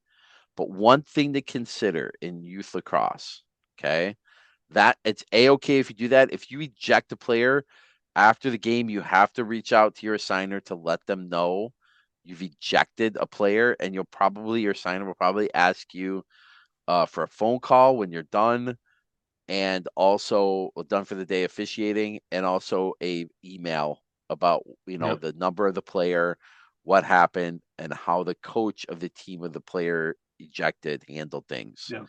But Yep. in Always your youth lacrosse, assigner. I'm saying always your assigner. Let them know immediately. Even text yeah, them and say, "Hey, I ejected a player. I'm going to send you a follow-up email." Also, guys, send it to me because I will take it from there too. I'm not clipping our assigners at the knees, but I'm going to have it. And this way, if yeah, there's trying an end around, because now here is the deal, guys. If you eject a player in the state of Wisconsin, they are gone for the balance of the game that they're playing right now and the next one. And I'm yeah, not saying be, like, because we all want to play, right? If they've earned the ejection, they've earned the ejection. You are just adjudicating it. yeah. Remember, Same there's same no goes for ejection. coaches too. Yep, Same goes for coaches. same goes for coaches. Yep. I had a coach last year throw a clipboard at me during a game. Yep, I know. Um, I had to I deal didn't with that. I didn't eject him, but I definitely could have. Yep, But like same goes for coaches. So if you ever yep, feel unsafe or anything like that, just yep. So if you don't mind me asking, why didn't you eject him when he threw the clipboard at you? What was just take us through your thought process if you don't mind. my thought process was I was shocked, truth be told. I would never Okay. expect to have a clipboard thrown at me over a I think it was 5-6 lacrosse game. And then I was because it was a huge misunderstanding and he didn't understand the rules of lacrosse. So I was trying to give him as much grace as possible. And he was, and the reason I didn't eject him is because his sub coaches were pulling him away. Like they were like, chill out, dude. What the hell are you doing? So they were like, he never like came towards me or anything. So I never felt like truly unsafe, but like, his coaches were trying to not have that situation get any farther than it was. So I felt like it was being handled pretty well, I'd say. Actually, Did you have a pre-existing Laney did a great relationship job. with this coach? No, no, just met him that day. Okay. So guys, this is the kind of decisions you're going to be making pretty much in a snap. Yeah. I mean, this is a rare case of coaches behaving badly, like this badly. Usually Mhm. it's chirping, Yeah. occasionally a profanity. You can throw coaches out for profanity, and you should if they swear at you. Mhm. Yeah. If If they they have, swear or a player swears, that should be a 3-minute ejection. if you get Cannot, F-bombed by a coach, they're gone. Guys, yeah, just make them gone. Now, here's the great thing. If they're the only coach, you don't want to do that because now you have to call the game, right? Because the players didn't earn the suspension of the game. But give them three and make it locked in and call your assigner or email your assigner and email me because I will take care of it for you. and Because it's okay yeah, if you do that and you eject the coach and it has to end. Like if that's a decision you make, don't mhm. go back on it. Right. Yep. I Right? mean, Like if they've done it's enough to yeah, truly earn an ejection, they got to go. I mean, they have to go. And like I always try to defer to the players.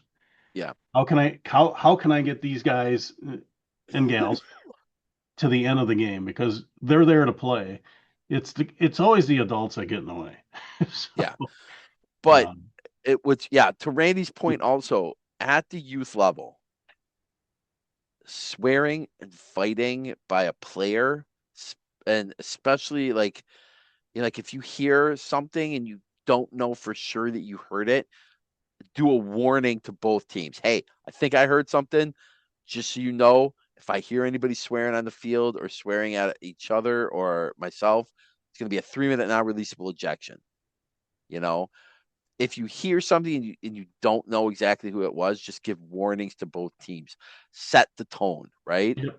Now, remember, for players at the youth level, they will foul out of a game with 3 personal fouls or 5 total minutes of personal time served.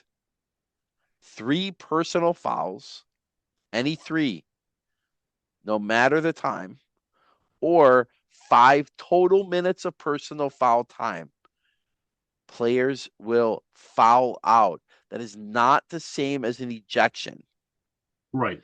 Fouling out is similar to fouling out in basketball. You're just out for that game. Ejecting is you're out for the rest of that game and the following game. So there's a difference. You don't have to report fouling out. But to Randy's point and to Matt's point, if a kid is out of control and he's just whipping his stick around, slashing, even if he hits glove, he's just vicious and out of control, you can give him a 2-minute slash. Be like, hey, listen up. You will foul out of this game with 5 total minutes of personal foul time. Give him that reminder. Let the coach know that too. Between quarters, look to see any players who are close to that. Either 3 individual personal fouls or 5 total minutes of time. And there have been games where I've had a kid get a little bit rough on a body check and taunt afterwards. And I'll be like, you have a 2-minute illegal body check. That's locked in. You get a 1-minute unsportsmanlike for taunting. So he's already at 3 minutes at one play.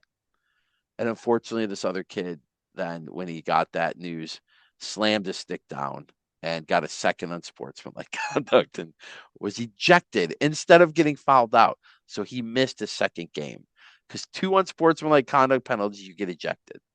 Yep.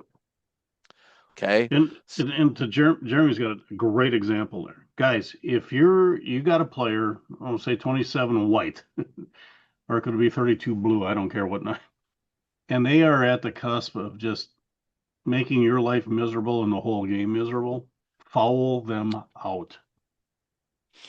And you're not picking on them, but if they do have a flag, escalate it. Yep. Because you're not there to babysit that particular player. And I don't like ejecting players. I mean, I've had it in a high school game where a player just needs to be no longer in this game. That's it. And so I Yep. just followed them out, and then after the game, they came up with, hey, a lot of times the players will come up and thank you for doing that because they knew they were out of control. Yeah. And you So, can't expect kids to be able to control themselves at all Mhm. times. They're kids, right? Like at different levels of maturity. So by communicating, especially when you start to see a game get chippy, right? Communicate with both teams, communicate with the players. Hey, this is what I'm looking for.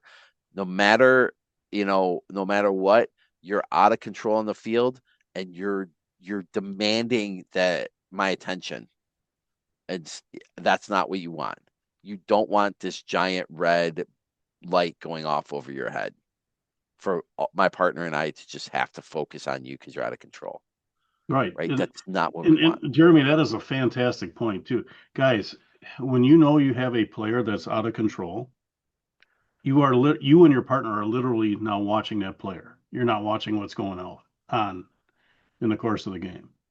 And it's unfair to those players because things could be happening that you probably should have called, but you're so focused on 27 white or 32 blue that that's where your vision is. And so, and talk to the player, talk to the coach, and just say, hey, I want this player to play the whole game. Yeah. He's got to stop. He just Yep. simply got to stop. And at quarter breaks, that's what you and your partner and halftime, you and your partner are talking about that. Hey, 56, his hand, he's playing with a free hand. We got to watch out for that. And also, like 67, he's, out of control when you can see he's taking a run and we got to keep our eyes on him. You know, we don't want to have to do that as officials, especially at the youth level, but we do have to. We have to be conscious of the players on the field, right? We're going to talk about in a few minutes mechanics, like what part of the field we're looking at. And there's no way around it. Sometimes out of control players just are going to require more focus than we should be giving them. And that's a problem. Okay, that's a problem. We have to make sure we're staying to where we should be looking on the field and we're providing a fair environment. And if a player can't play by the rules, he's either going to foul out or depending on what he does, he's going to get ejected.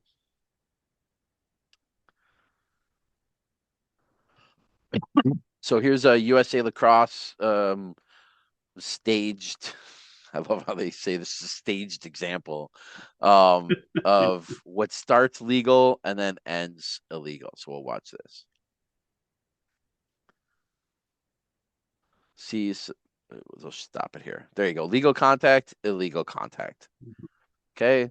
So this is a flag down, slow whistle, 1 minute, non-releasable. Cross check. Okay.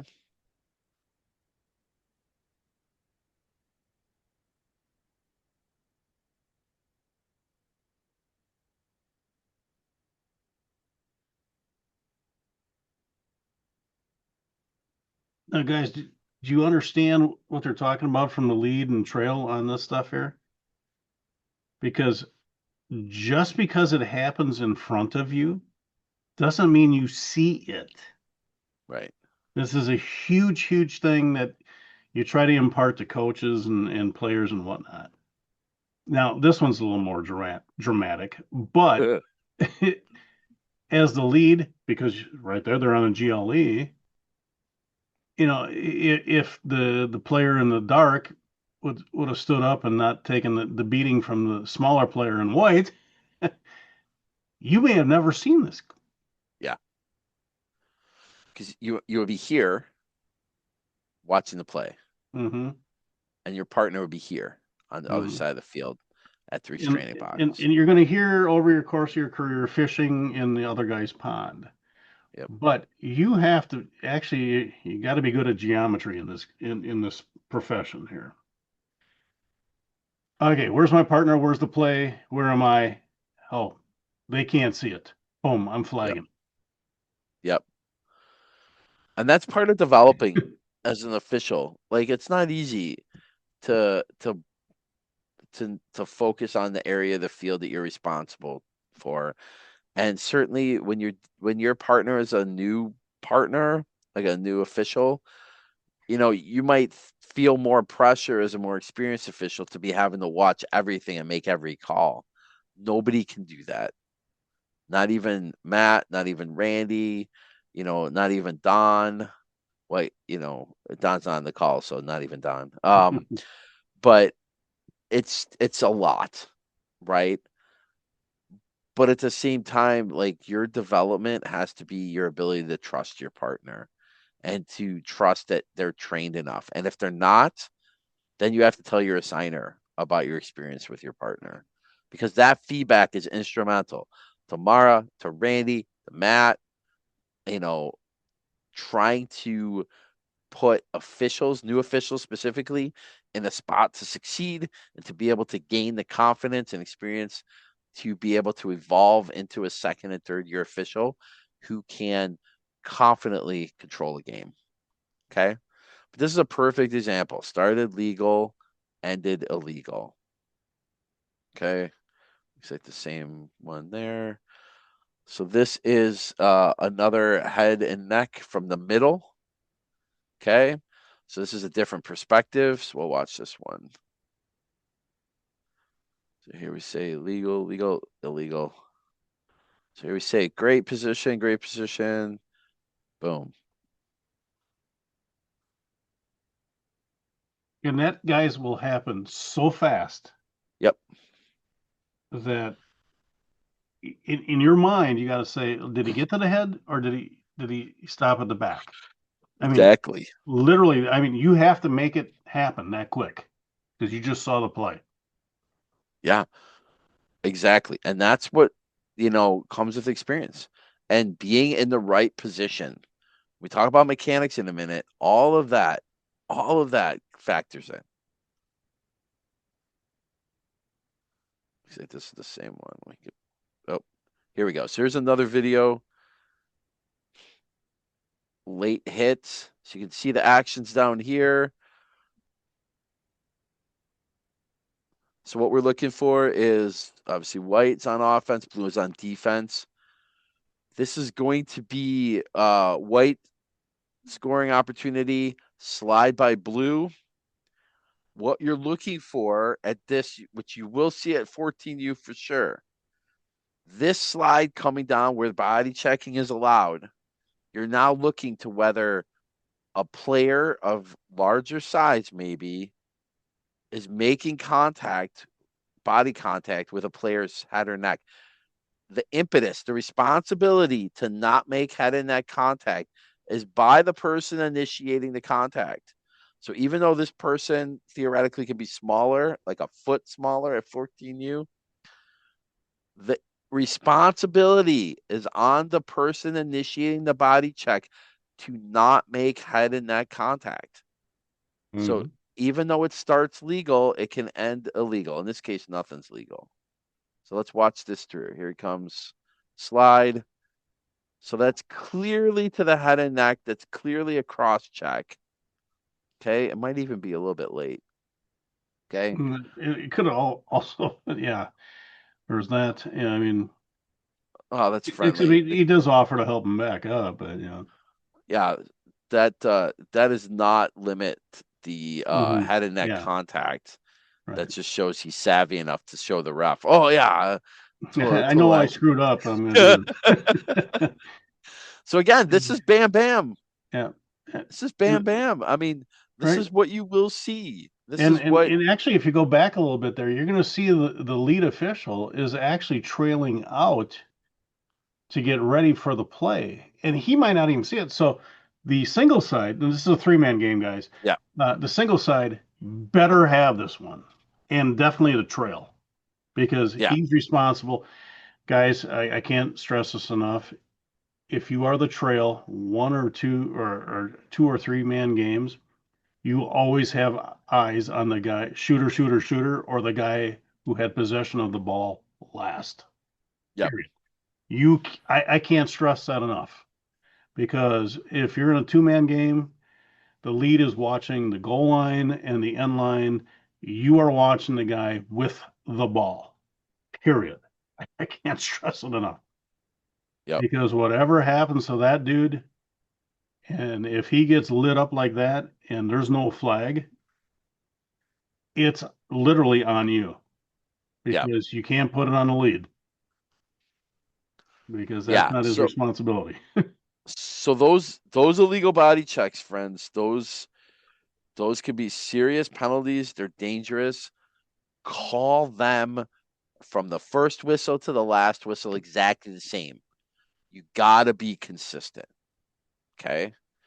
Another thing we want to talk about is defenseless player. Okay. You cannot body check a player in a defenseless position. A defenseless position means body checking a player from his blind side. Okay. Or with or without possession. With or without possession, blind side. That's a defenseless player hit. If a player has their head down, which you see a lot in youth, on a loose ball, you cannot body check that player. You cannot body check a player with a head down on a loose ball. This has to be a 2 or 3 minute penalty. Absolutely has to be a 2 or 3 minute non releasable at the official's discretion penalty. Okay. If you say defenseless player, you cannot have that be a 1 minute penalty. A defenseless player being hit is always going to be 2 or 3 minute, potentially not releasable. Okay. Does everyone understand that? Very, very important. Head down. We see this all the time, this contact. This is a YouTube video, so we're not going to watch this. Same with, oh, this one's good. So here's what this is. They're going to see two examples. Both of these, I guarantee you'll see at 14U. Okay, maybe even 12U. 10U, there's no body checking, so if you see this, it's going to be an ejection most likely. Okay, but a player who goes to catch the ball at youth lacrosse, the ball falls down, they put their head down to scoop it up, even though the ball was thrown to them. They have their head down, somebody hits them. That's a defenseless player hit. That's 2 or 3 minutes, and it can be locked in. They cannot be just an illegal body check if they have their head down. Okay. And if you say defenseless, very important, sir. If the coach is like, hey, like, what did you see? And you say, oh, it was a defenseless player, and it's only a 1 minute penalty, you can't do that. Yep. Once you Yep, you're pull right. out that defenseless term, it's got to be 2 or 3 minutes. Yep. So here we're watching here. Okay. That player was making a play on the ball in white, the defenseman, right? He's making a play on the ball. He's watching the ball. He's not looking ahead. The black team defender makes a body check on him. That's an easy defenseless player call. You will see that. I can guarantee you'll see that. Let's watch it again. Yeah, so play it again. Okay, Boom. so pause it right there. And a taunt, yeah. Yeah. And a little bit of a taunt there too. This is actually one of the best videos that they've actually put out on it. Okay. Yeah. The black player moved to the white player. Now, if the black player was there originally and made no motion, it's you blame the white team for putting the buddy pass on him. Yeah. But since the black player actually saw the thing coming and moved into him, that's where he becomes defenseless. Yep. Because he has no idea he's just going to get pasted right at that moment in time.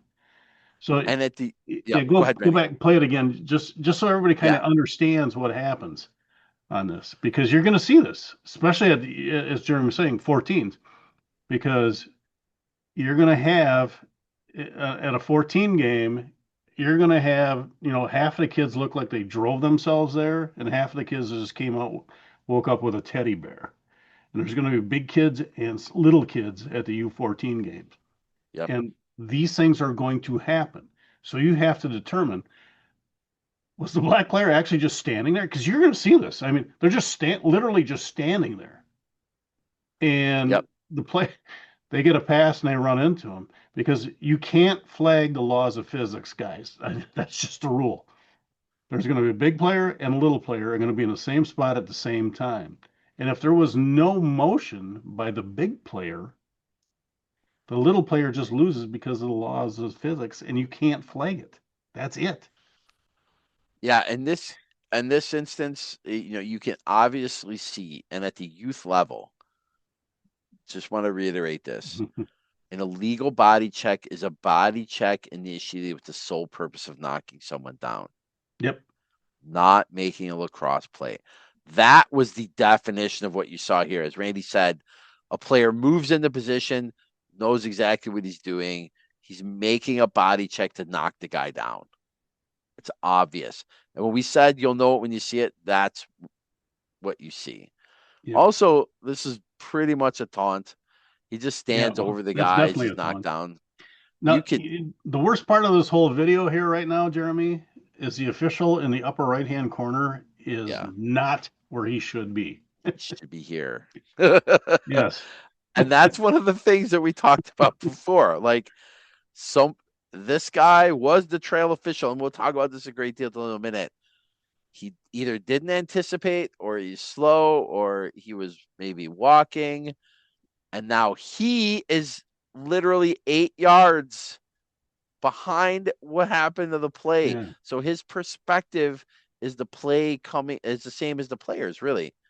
He's not his perspective should be from here where he sees this guy, the black defender, run and Yep. make that contact. He's seeing the contact from the wrong perspective. This should be the trail official, and this guy should be here.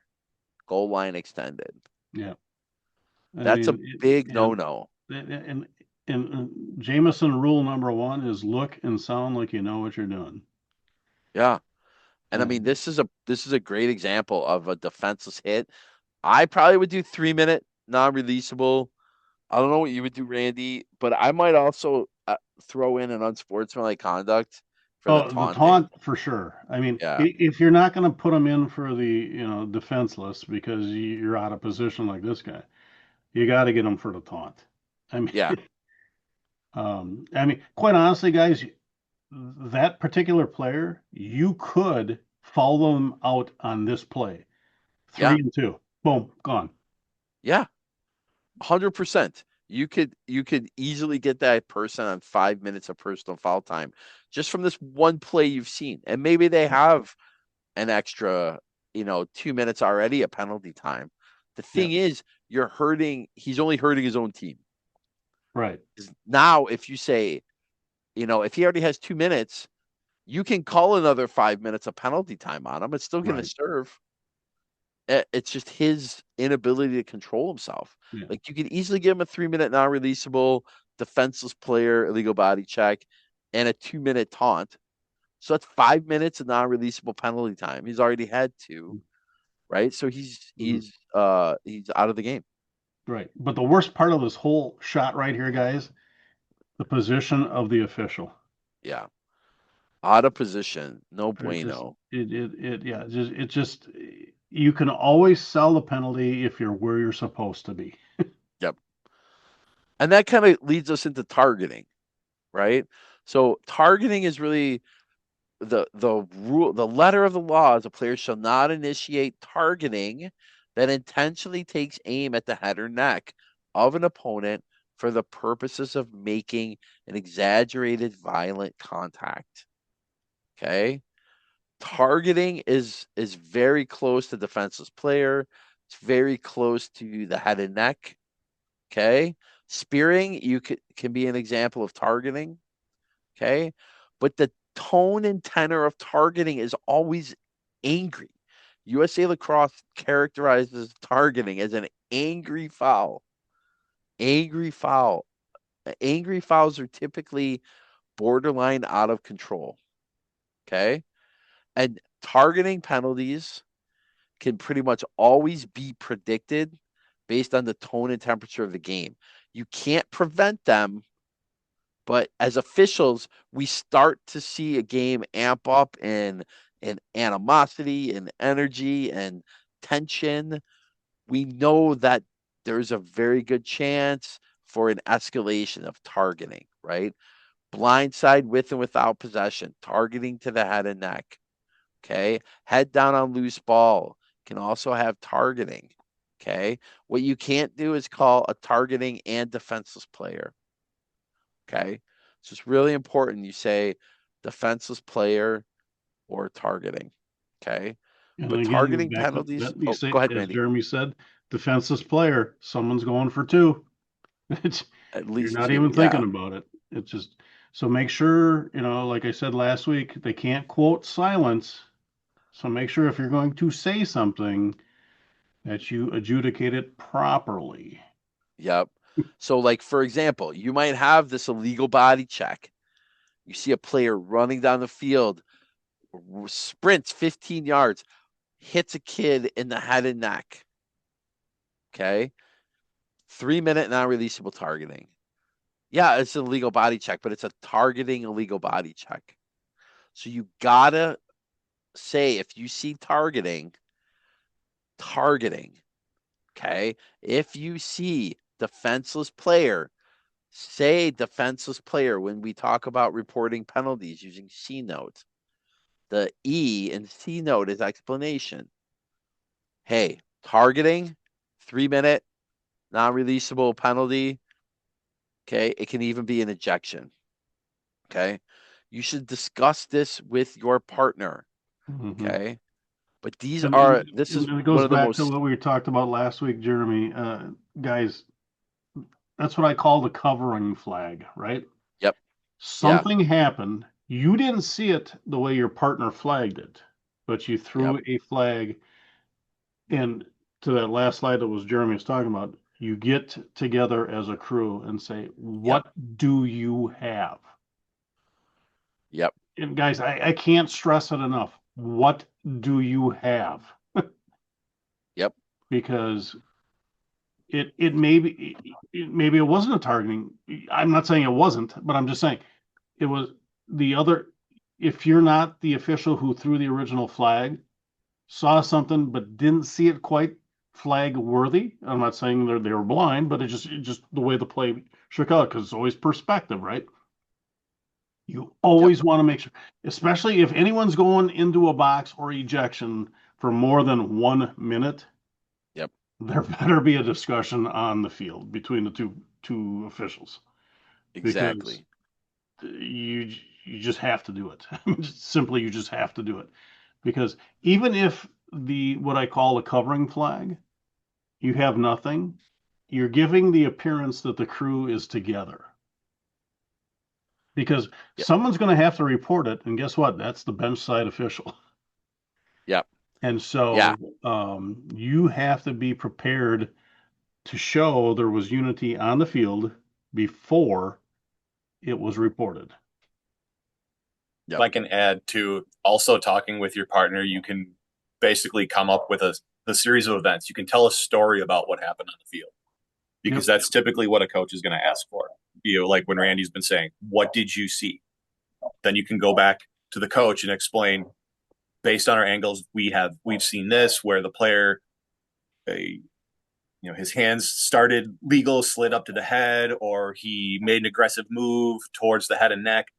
I mean, you have the story, and that way you can share that with the coach. So that's really undisputable.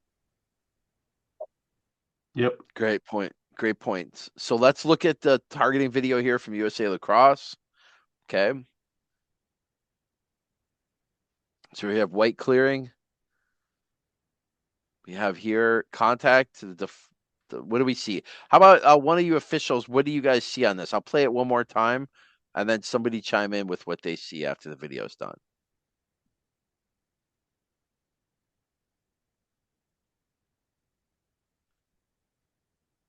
What do we think? Anybody? Well, looking at it right there, in the choppy thing that we're seeing here, it's kind of hard. And I'm not even going to put the pressure on that official that we do see in there because it almost looked that it was body to body, but no extension, at least in what I saw. Um, and again, it goes back to that, physics thing, Yep. bigger versus smaller. But I do see a flag on the ground, over there by the 44 on the backside. Um, that might be the official that has the view. And this is where I'm talking, guys. You might be the closest, and it might be within your pocket, but you're just not seeing it. And it doesn't mean you're a bad official. It's just you're not seeing Yep. it. And Yep. so the back official, which would be the trail, or actually he was the lead who instantly became the trail, threw the flag. And those are the things you have to be cognizant of as the official. Just because it's on Matt's side doesn't mean that I get to take my side Yep. off. I still have to be playing or, watching what's going on here. So how about some of you junior officials, younger officials? What do you guys see?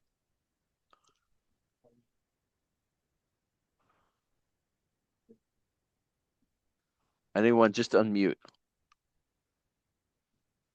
Come on, Lane, you always have an opinion. All right. Um, so I mean, it's a little laggy to see from the recording, but I saw targeting and then I saw a cross check from what I could see from the recording. I see a player run across the field and then the player's in front of him, but I see a cross check So that's definitely a flag down there for a cross check, and it's pretty violent too.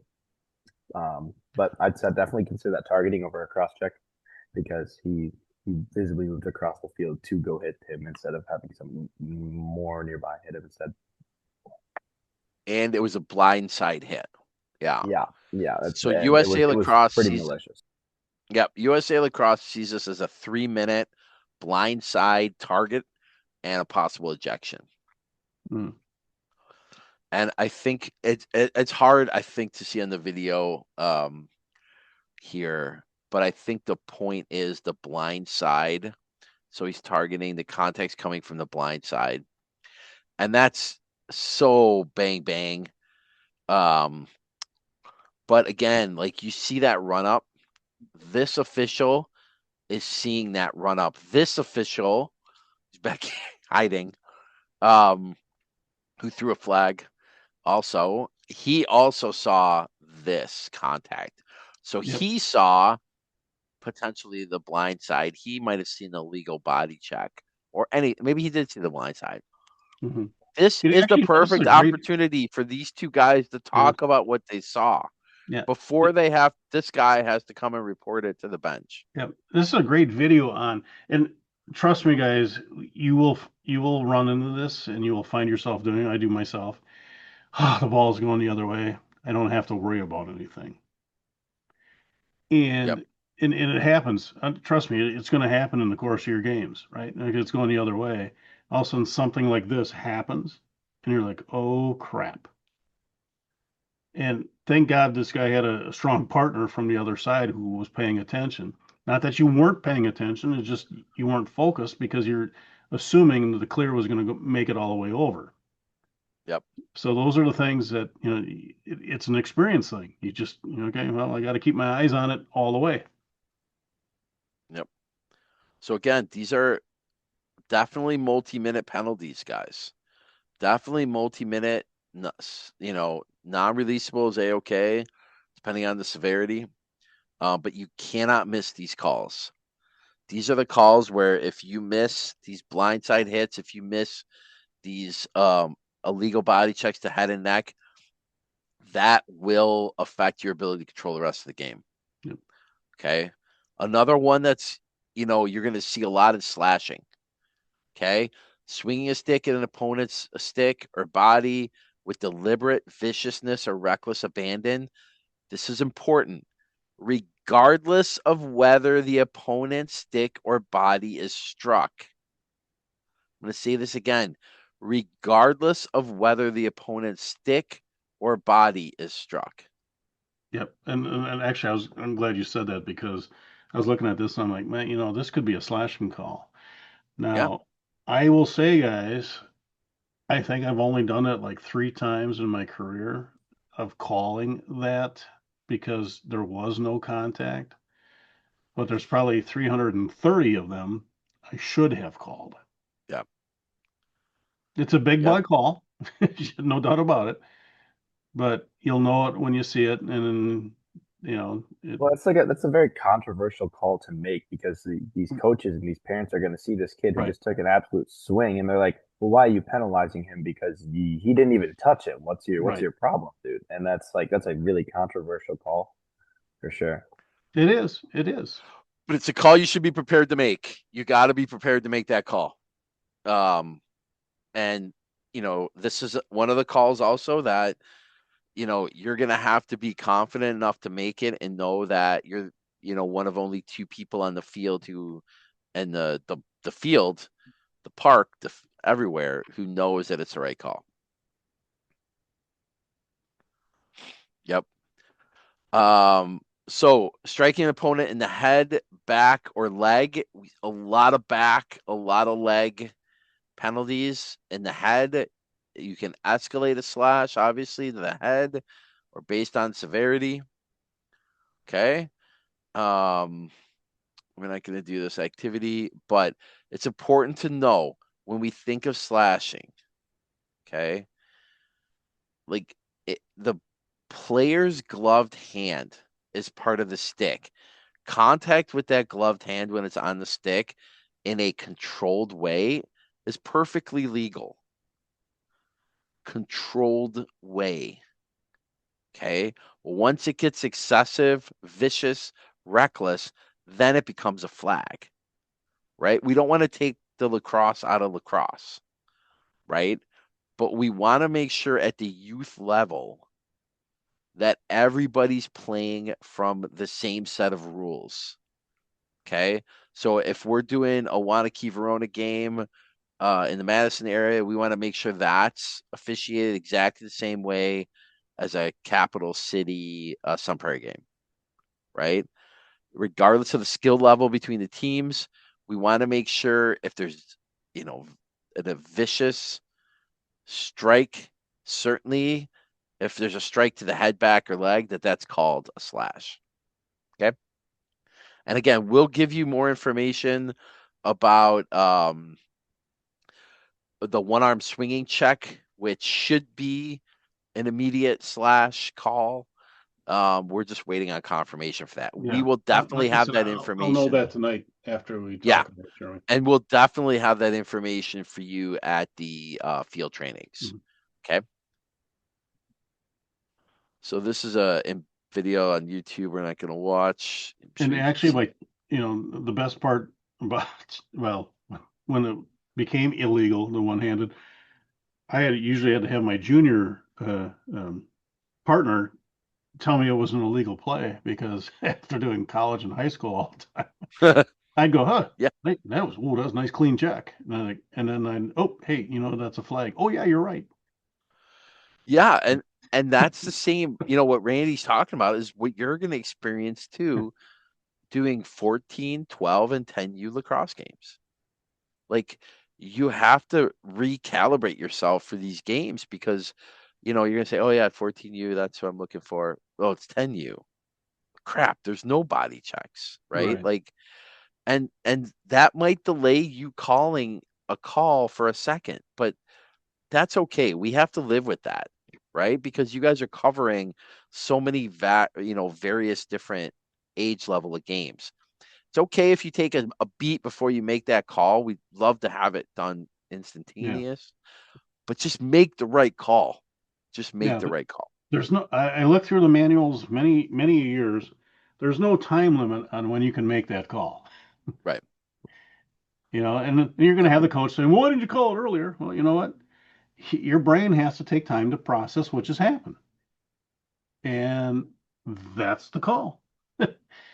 And you stick with your call, and you go with it. And as a crew, you say, "That's our call." What else do we want to talk about today? Yep. And if you don't see something, don't make the call. And that's no more germane than in a tripping call. Yep. No more germane than in a tripping call, right?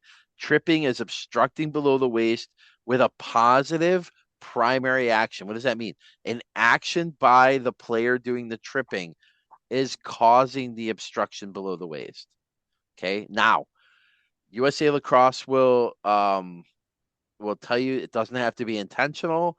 Most trippings are not. That's exactly right. But there are cases where a primary action of a defender can lead to tripping of an opposing player where it's not a trip. And that is if a let's just say the player in the white is in possession of the ball.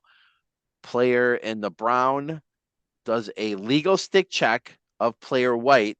The stick falls out of White's hands, gets caught between his legs, and he trips because of that.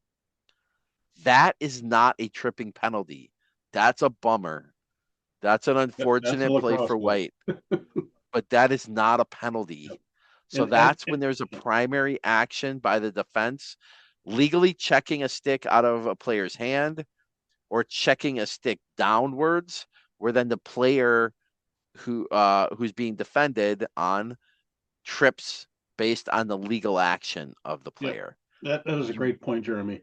The primary action has to cause a secondary reaction. And guys, you will know it when you see it, because you're going to see a guy legally check a stick. Like, let's say White has the ball. Dark is going to check that. Let's pretend that the stick or the ball's still on the stick, right? Check his stick to the ground, which is legal. And white is now going to trip over his own stick or the dark stick, but both sticks are on the ground. There's nothing there. Yep. Now, what you will see, and we'll talk about this mostly at field training, is if a player has the ball in the stick, his stick gets checked out of his hands, he cannot participate in the play until he gets his stick back.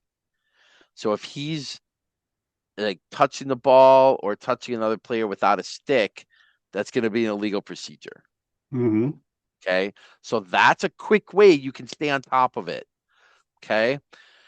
If it's a loose ball, that's typically going to be a slow whistle, a play on situation. Okay. But these are the things you're kind of looking for.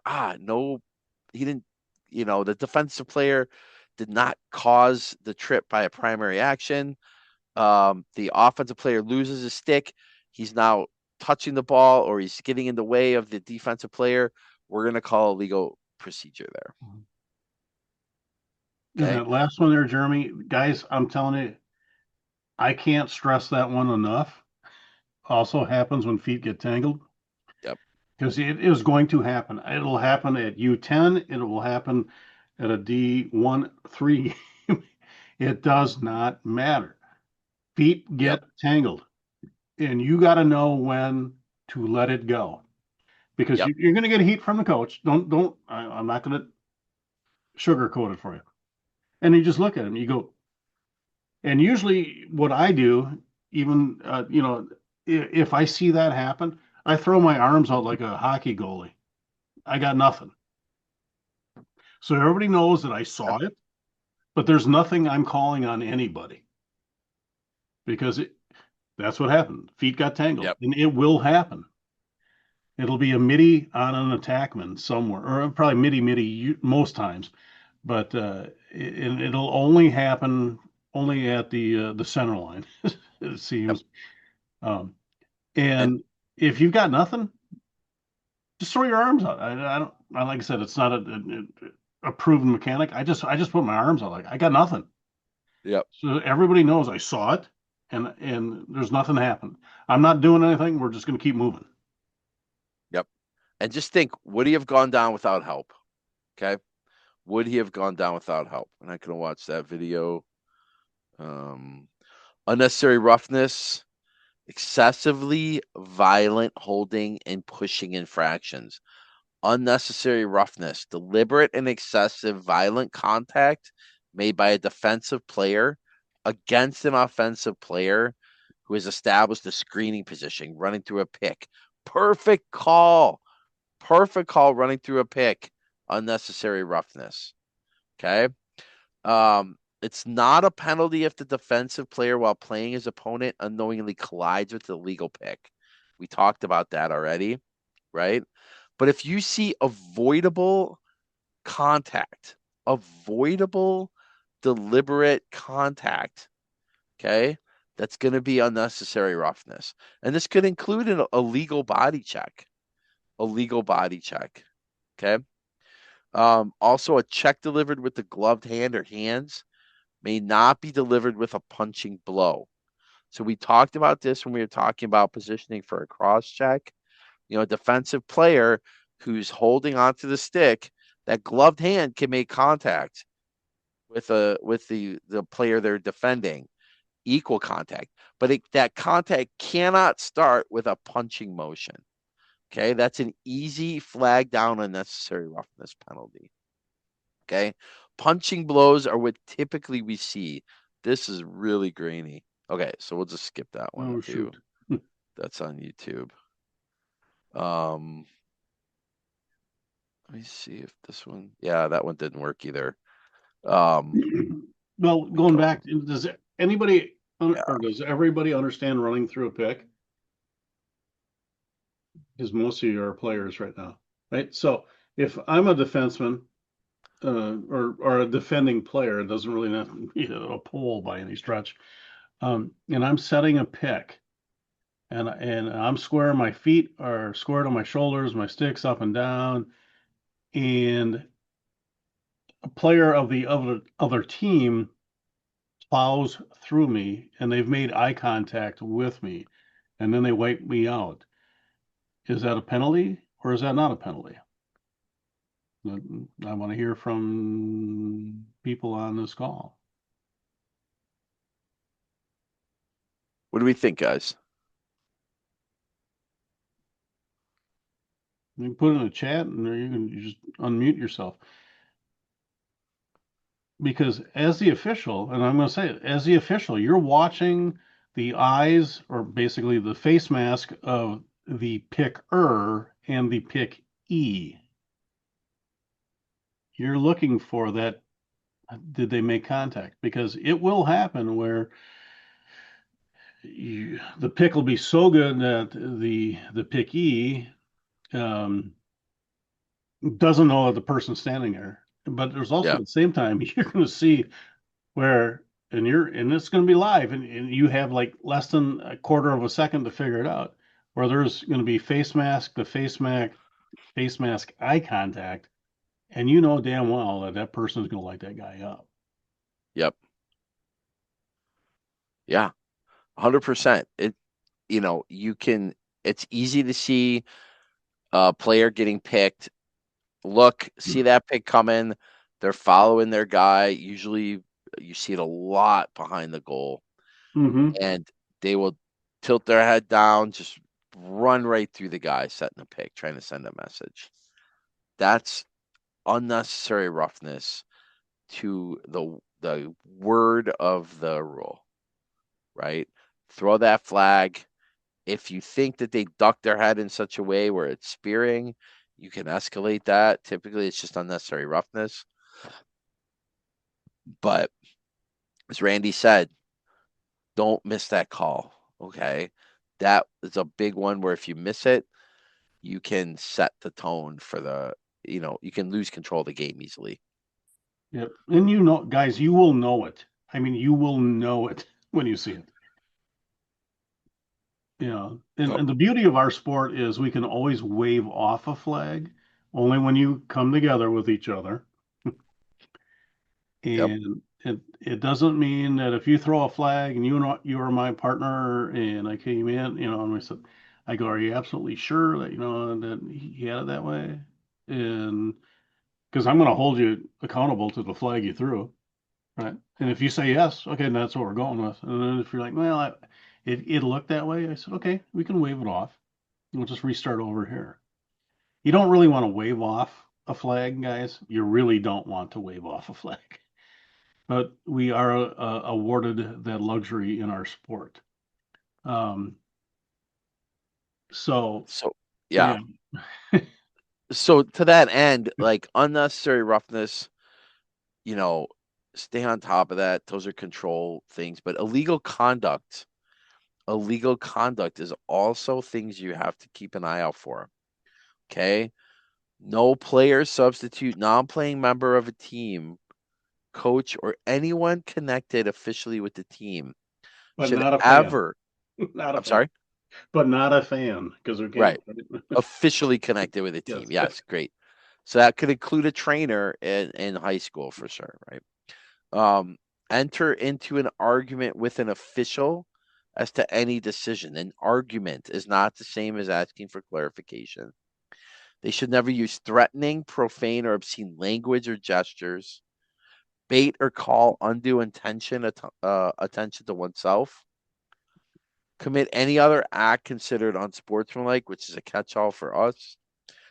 The other one is deliberately use his hands to play the ball or grab an opponent's stick with the open hand or fingers in a face-off. Big, big, big change from a few years ago. Mm-hmm.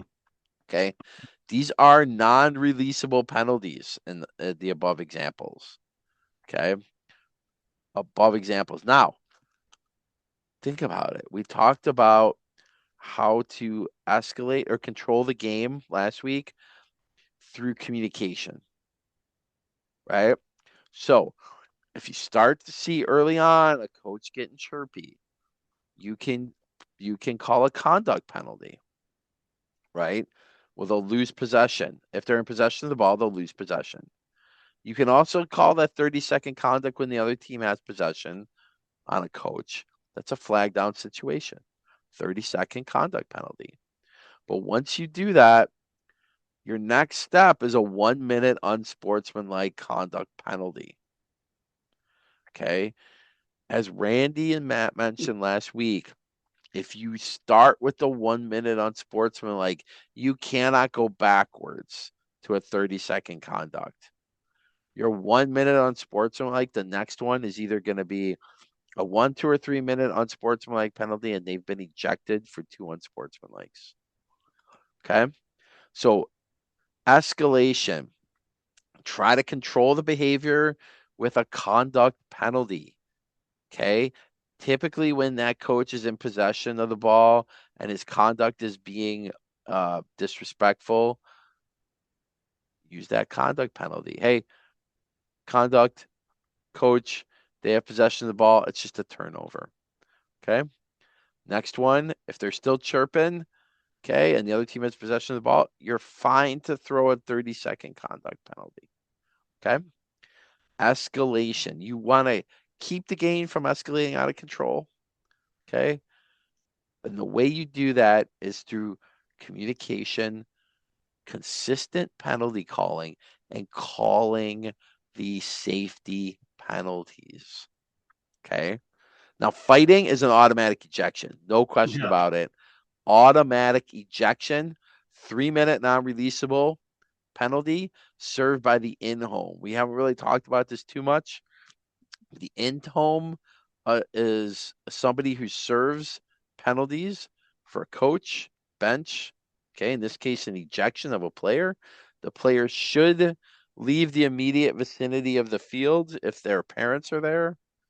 They should take them with them. That player only under circumstances where they don't have their legal guardian at the field should remain on the bench.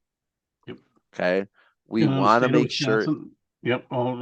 In the state of Wisconsin, if you're going to eject a player, which is fine, I got no problem, you need to email, preferably call first, Matt,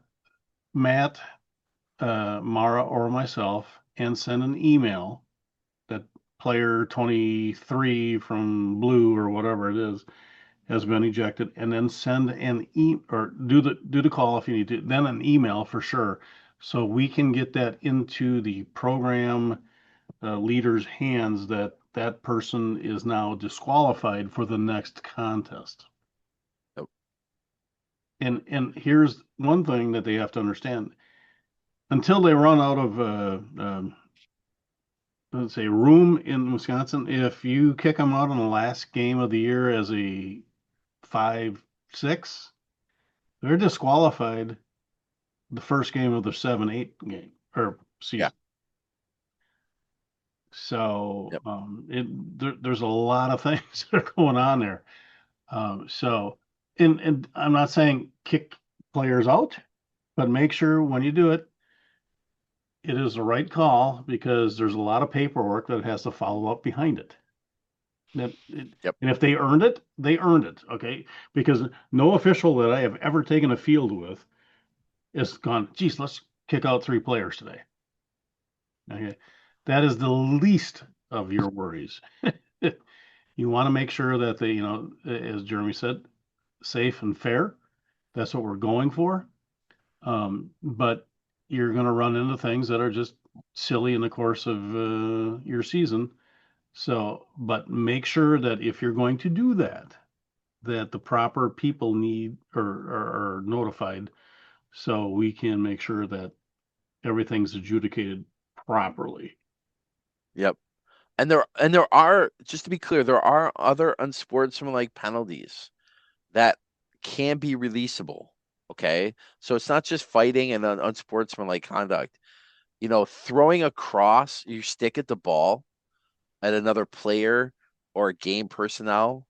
Okay. You can make that technically you can make that a 1 to 3 minute unsportsmanlike releasable.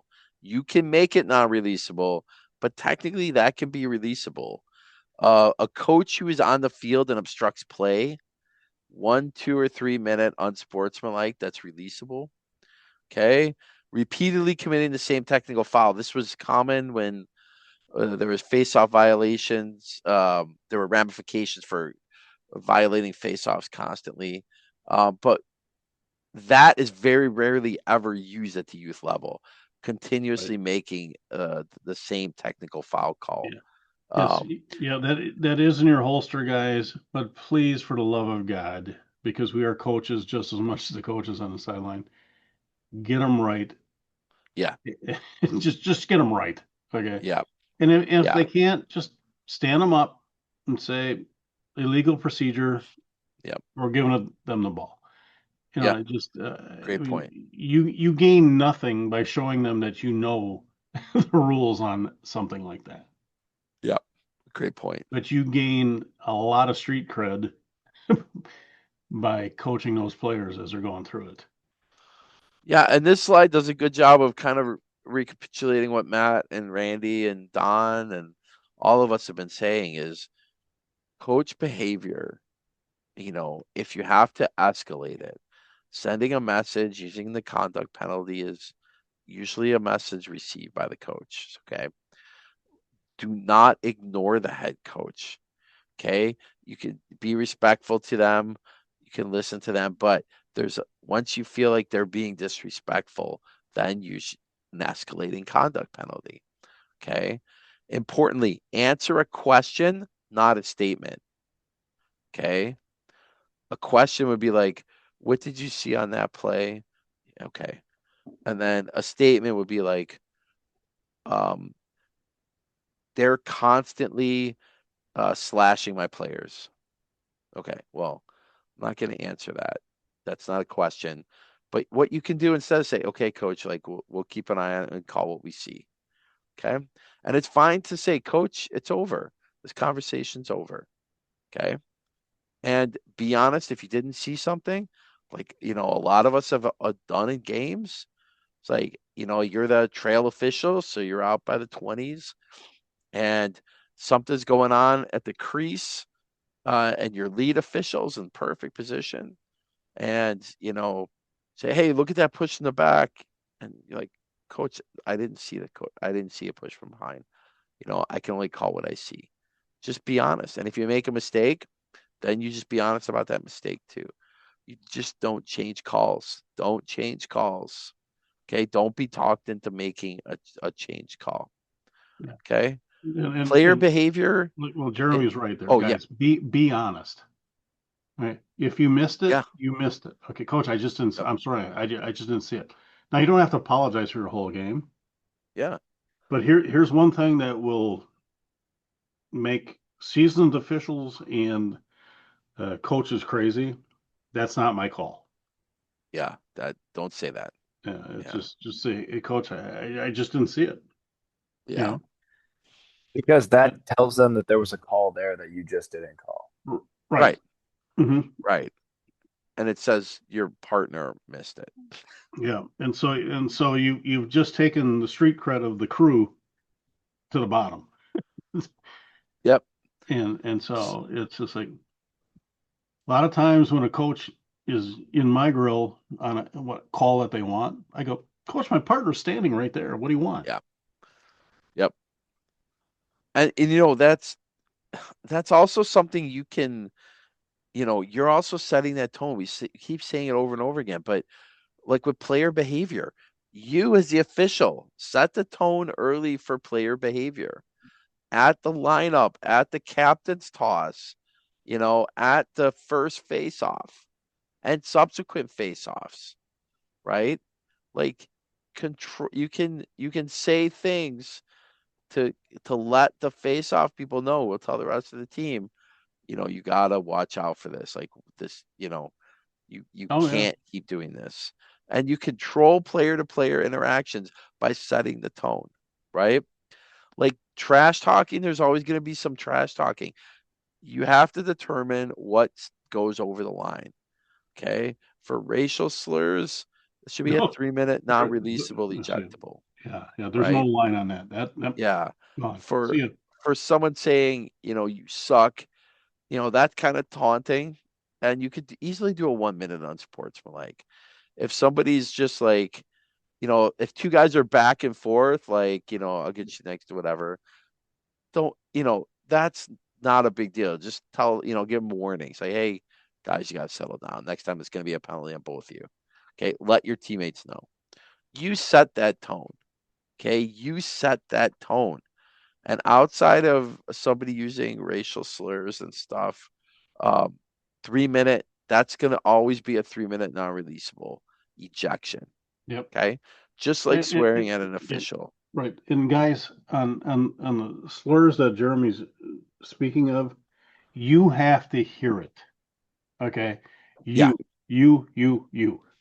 That's a No good point. player can come up to you and say, hey, they said this. Yep. You can keep an eye out for it, but you have to hear it. And if you do, again, you're going to put somebody out.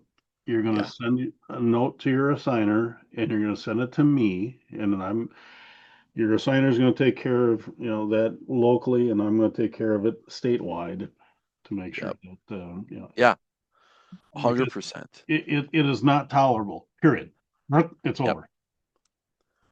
And like we said, captains during the coin toss, the lineup, the first face-off, use the captains. They can help diffuse situations. But just remember, all warnings are team warnings. All warnings are team warnings. Okay?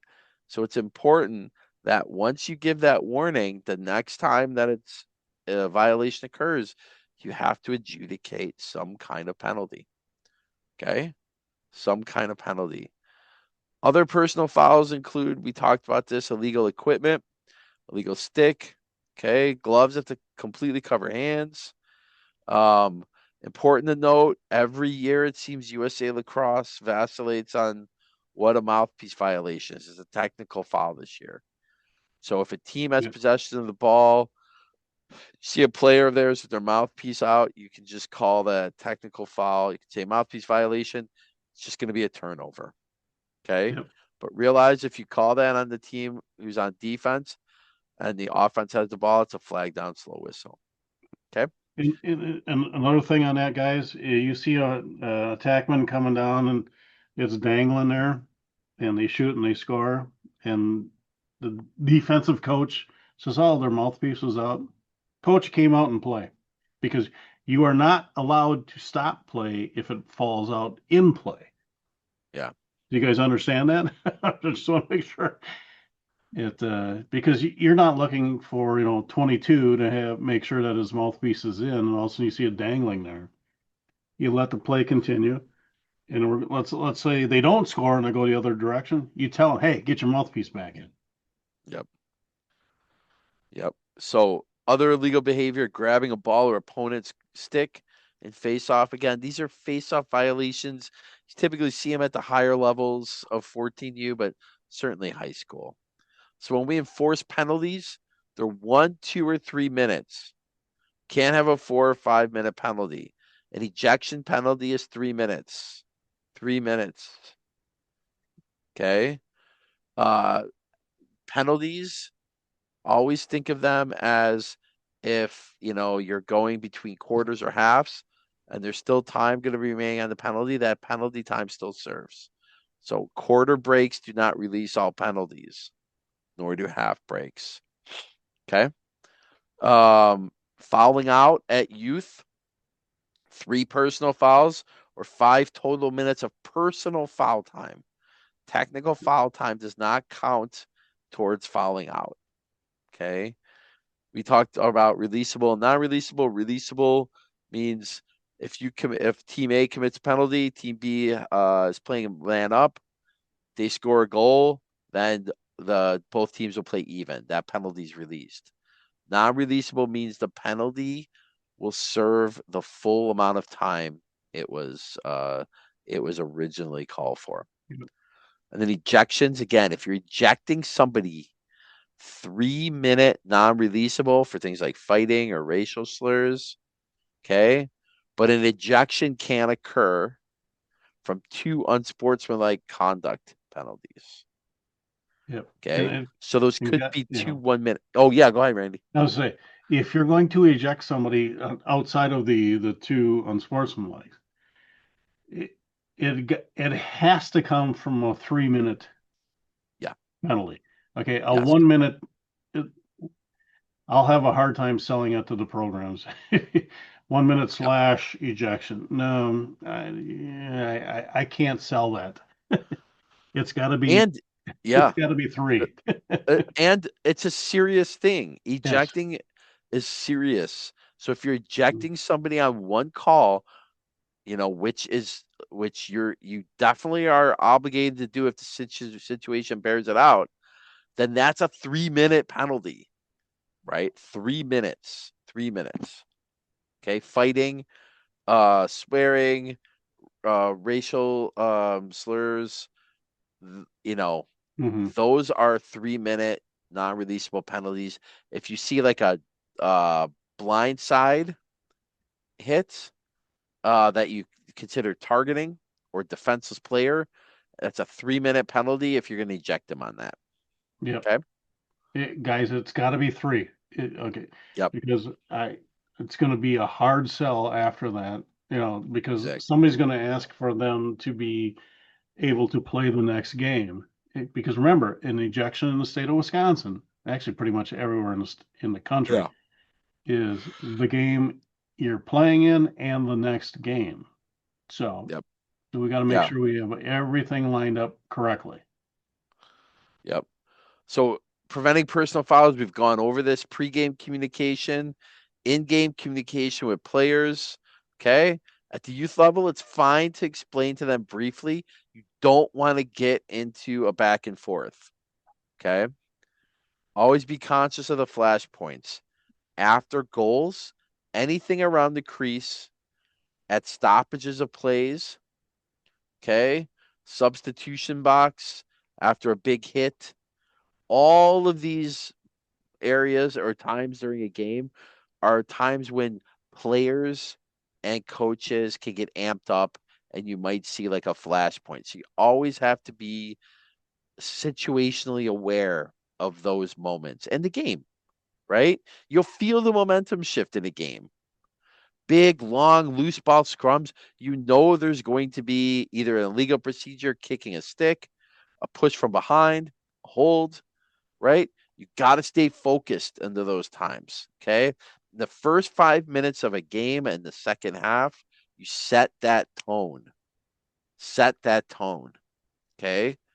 And when the crowd goes wild after a big goal or a big hit, right? Or a big play, you got to maintain your ability to stay focused in the game and make that call. Look for a retaliation, look for a taunt, look for something that puts a player at a disadvantage. You got to be prepared to act during those times, especially because they will come. Okay. Yep. Jeremy, you make a fantastic point there on that last thing about there. Guys, you are going to see a hit that is completely legal, and especially in high school and college. And you're going to see it, and you're not going to do anything about it. But the Yep. player who just got hit is going to get off that canvas or turf or whatever, and you're going to see the fire in their eyes and the smoke coming out of their ears. And you have to watch that player because they are going to look to extract some type of retribution of the other team. And the worst part is they're going to do that and you're going to flag it. Yep. And then they're going to lose their crap because why didn't you call this, that, or the other thing prior to that? Because it Yeah. wasn't illegal. It literally was not illegal. And you're going to have to explain it to you just put the player in the or in the box, and the coach is going to go, "Oh, coach, here's what we saw. It wasn't illegal, but we always get the second one. It doesn't give us an excuse, but the first one wasn't a penalty. The second one definitely was." Yeah. And be Great prepared for point. that, guys, because it Great will point. happen. So at this point, we've got through the fouls. We have to spend the rest of the time on Okay. mechanics. So let's take a 5-minute break. 5 minutes. We'll come back. We'll start mechanics. Okay. See you in Sounds 5 minutes, guys. As always, you're on top of it, my friend. All right. So we're going to start our journey here into mechanics. Now, mechanics will really start to make sense for you first year officials when you get on the field of field training. Okay. So we will be sending out emails about start times for field training in Madison and Milwaukee. We will spend a lot of time in pregame, face-offs, and the mechanics of officiating lacrosse around the goal area. Because as we saw, those are hot spots for if you're not officiating those areas well, you can really lose control of the game. Okay? Really lose control of the game. So we're going to go through this slide deck from USA Lacrosse, and it'll show us where we want to be. It'll introduce on ball, off ball. It'll introduce, we'll talk again about lead and trail officiating. Really important that you're paying attention during the field training and you're engaged, because if you set the tone by being in the wrong spot on the face-off, people will lose confidence in your ability to make a great call, to make those calls, which you and your officiating partner are really the only ones how to know how to call correctly. Okay. So it's really important that you take the field training extraordinarily serious. You're not on your phone. You're there. Like if we say at 8, you're there at like 7:45. You're ready. You have all your officiating gear. Your kit's good, and that will carry you through your officiating careers. Okay, so please make sure that you do take that field training seriously, because it's a great opportunity. And returning officials, you have to get field trained too. It's a great time to hone your skills, develop new ones, or work on stuff that you know are problem areas for you already. Okay. And Jeremy, good point. We want you guys to have a long, long career. Yeah. Because eventually somebody's got to replace Jeremy and Matt and me and anybody else. It's like, We're all replaceable. yeah, we need somebody to just keep it going. Yes, preferably soon, by the way. Yeah, sooner better than later. So you 20 somethings, I started in my 30s, early. Yeah, God, I did. Yeah. Anyway, for wax philosophically, my late 20s, I started officiating. So mechanics, the way in which something is done or operated, the practicalities or details of something. Okay. For lacrosse officiating, mechanics is about how we move with purpose and clarity. Okay. Purpose and clarity. Purpose and clarity. There's a PDF, the Boys Field Two-Person Mechanics Manual. I reached out to USA Lacrosse just to make sure it's cool if we host it on our WILOA website. Matt, you did post it? Yep. I Oh, got the great. 2-man and the 3-man on there already. Perfect. Please go and review that. One thing USA Lacrosse does really, really well is they make kick-ass PDFs. There's PowerPoints for whatever reason, something to be desired. So please review that two-person mechanics manual. Okay. It goes over in detail a lot of the stuff we're doing today. Okay. But the whole point of mechanics, okay, is to make sure position, consistency, fairness, and safety is attained. Okay. And we do this positioning. We have to be in the same correct spot to see and make the calls that we're responsible for. Okay. That leads directly to consistency. When we're in the same spot, we're looking for the same things. We can consistently see them. We can consistently make the same call from the beginning of the game till the end of the game. Okay?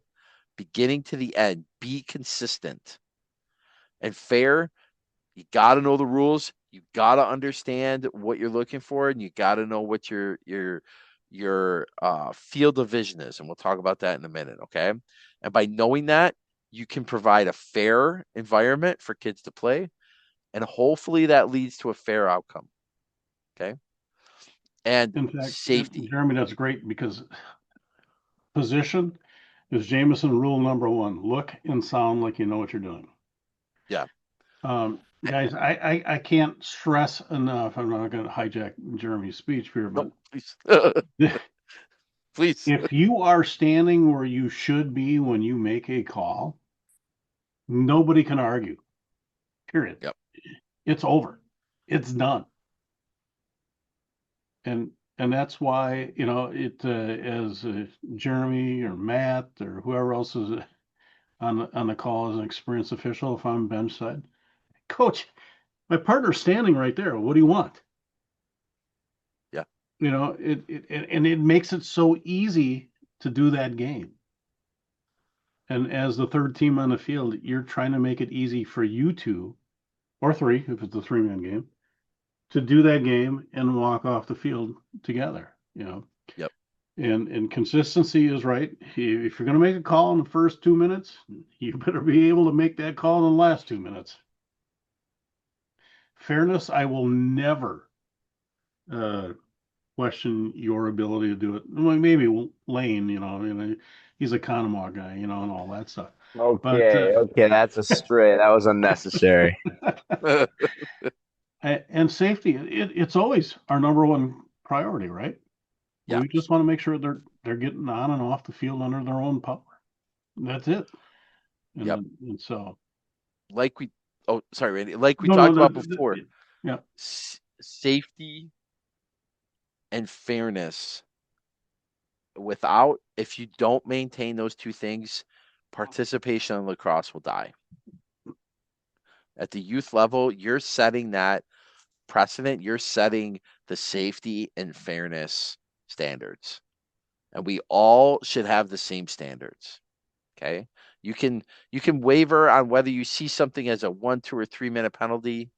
Okay, different gradients of the severity of the call.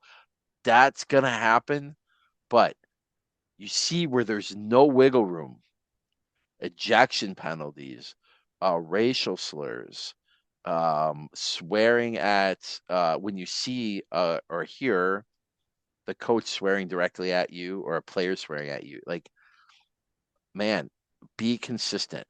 Mm-hmm. Okay.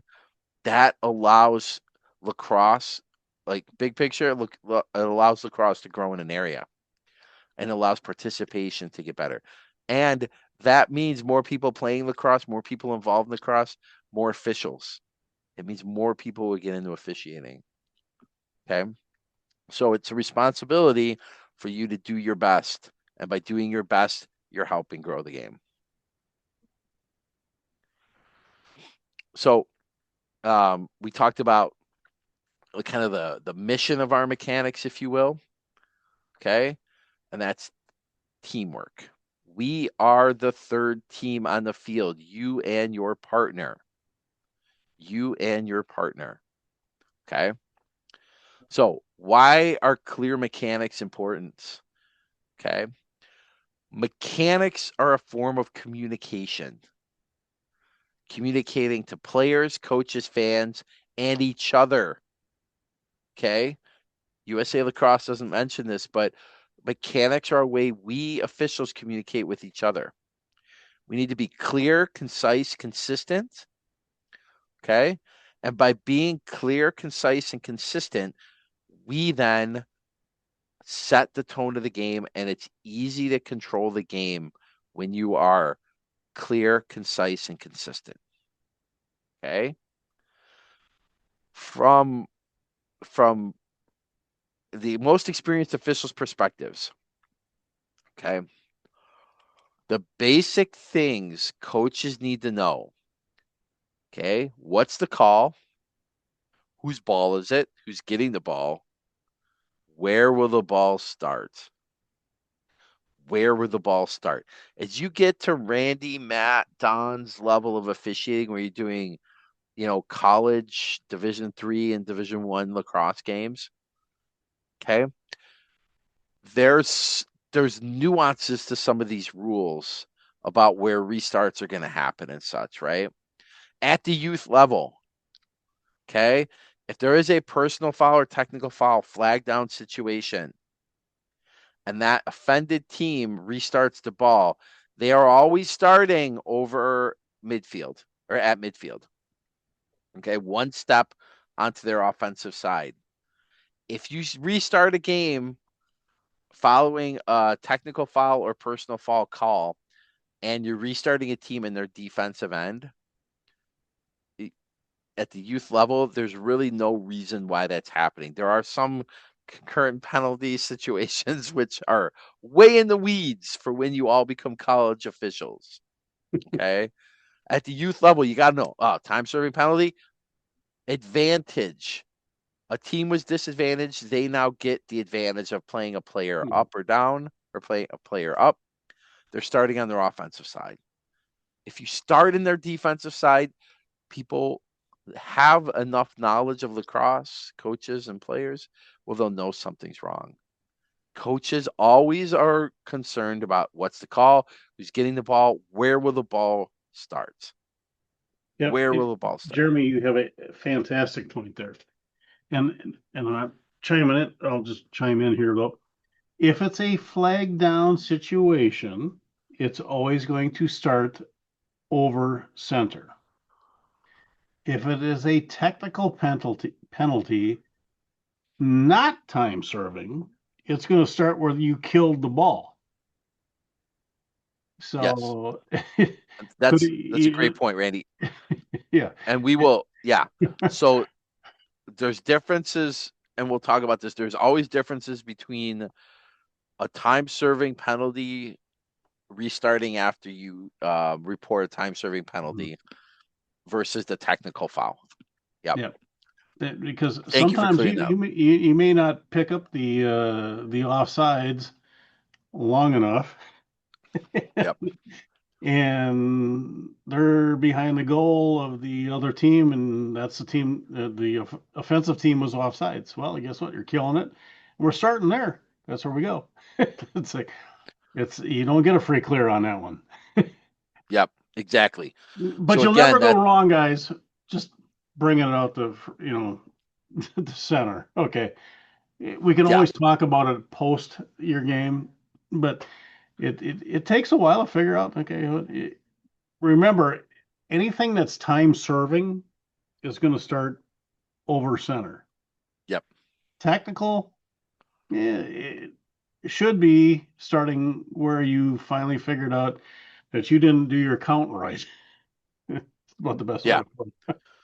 Yeah. And that's something, once you start doing some games, once you see field training, that will make sense. But what Randy is saying, follow that advice. If there's a time serving penalty, technical or personal, the team who got offended will start with the ball one step over the faceoff X on their offensive side. Okay.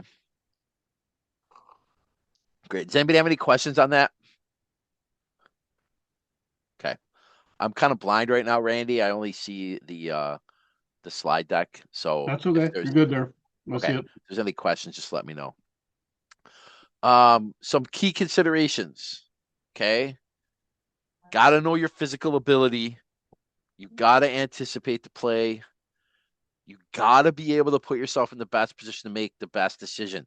We saw on that targeting play, it was a defenseless player.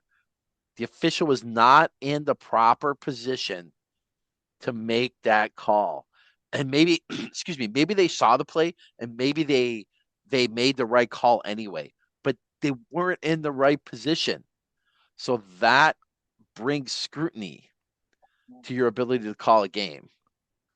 Also, very few officials officiate in Rolexes. Yeah, Um, I noticed that too. don't wear a metal bracelet, analog watch. You should wear a watch. Yes. Wear a digital watch, preferably with timers. If you only have, an Apple Watch is fine. It doesn't do the timer, but you should have a watch while you're officiating lacrosse. Always have a watch. Yep. And Now, then positioning, a well, big back to part of that last mechanic. slide, Oh, 2 and 3 are the most important out of those two. on You this one should or know next your one? physical ability and Oh, yeah. then get in better shape if you're not in that physical ability. Yeah. And we talked about last week, anticipate the play. If you're especially if you're the trail, Yep. know what, just use your lacrosse knowledge to know what's going to happen off. If this pass goes here and that pass goes there, what's going to happen potentially, and start using that to your advantage. Um, Yep. and you put yourself in the best position because, right, we talked about earlier, there's walking, there's jogging, there's running, and there's sprinting. I've always been a firm believer of, if you are sprinting, you are out of position to begin with. Yep. You did not anticipate what was coming at you. I'm not saying that you can't sprint and you can't run and whatnot, but guys, you have to understand the play of the game. You're all players, so you kind of know what's going on. So understand, especially if you're the trail, ball hits the ground, and we talked about this last week. If it's on the surface in your trail, you better start backing up because there's a 50-50 chance coming your direction. And if it goes back into the offensive zone, you just need to you could walk at that time, just walk back in. Yeah. But you got a 50% chance that you're going to have to hit the trail guys and go the other direction. So anticipate what you're watching. That's a good point. And that, what Randy's saying is about positioning, what we're looking at right here. Right place at the right time. Where's the ball? Am I on ball? Meaning, am I watching the ball, or off the ball? Am I watching the other action? Where's the ball going to go next? Anticipation. Where's my partner? Or if you're doing 3-man, where are my partners? Again, youth is always 2-man, not 3-man. Okay. And can I see all the players? These are what mechanics and positioning allow you to do, to be in the right position so you can make those split second judgment calls. You can make that call. You don't have to wonder if you're making the right call. You're in the right position. You see it, you call it. You see it, you call it. Okay? You got to be in the habit of doing that. Muscle memory. You see that penalty, you call it. Okay? And a lot of the mechanics that we do are pregame mechanics. Okay? Pregame mechanics are very important. Dealing with the coaching certification. Okay? There's mechanics for that. We go over at field training. Table staff, game clock, and penalty recorders. There's a mechanic for dealing with them. Captain's coin toss. Very important to do the proper mechanic. This is something we do at field training. We want to make sure that you go through each of these different machinations during pregame. Because if you half ass the captain's coin toss and you don't go through the whole mechanic, you don't signal who's getting AP, who's shooting first and third, which way, okay, and you don't line them up, people lose confidence in you. People are watching. I can guarantee you, coaches from both teams, players are watching. And if you don't take it seriously, they are going to have a hard time trusting you. Okay. The face-off mechanic, very, very important. The way you deal with the face-off sets the tone. Trust me. Trust me on this. At 12, 14 in high school lacrosse, if you half-ass face-offs and you're walking instead of jogging back on a diagonal, or God forbid you just stay still and blow your whistle, that resonates. Okay. So you gotta be consistent and you gotta be on. Your mechanics have to be strong. Okay. Pre-game team lineup is what we talked about, where the starters will line up, and you'll give that brief, very brief, hopefully, introduction of yourself, what you're looking for, the counts, advancement counts. At 12 and 14, you have 20 seconds. A defensive team, it's 20 seconds to get it over the midfield line, and then 10 seconds to get a touch into the restraining box. And then over a back would apply to both 12 and 14U. And they are also the 4-second goalie count at 12 and 14U, where the goalie who's in possession of the ball in the crease has 4 seconds to either throw the ball out of the crease or retain possession of the ball in his stick, but step out of the crease with it. So the goalie can only maintain possession of the ball in the crease for 4 total seconds. He can leave the crease, can't come back in with the ball, but he can leave the crease or he can throw it out. Okay. At 10U, the only count you have is 4 seconds. The only count at 10U is the 4-second goalie count. Okay. It's called the goalie advancement count as well, but it's a And make it a 4-second long count. count. Very long. And this count starts And you when the yell it out. You goalie go, has the ball in his stick,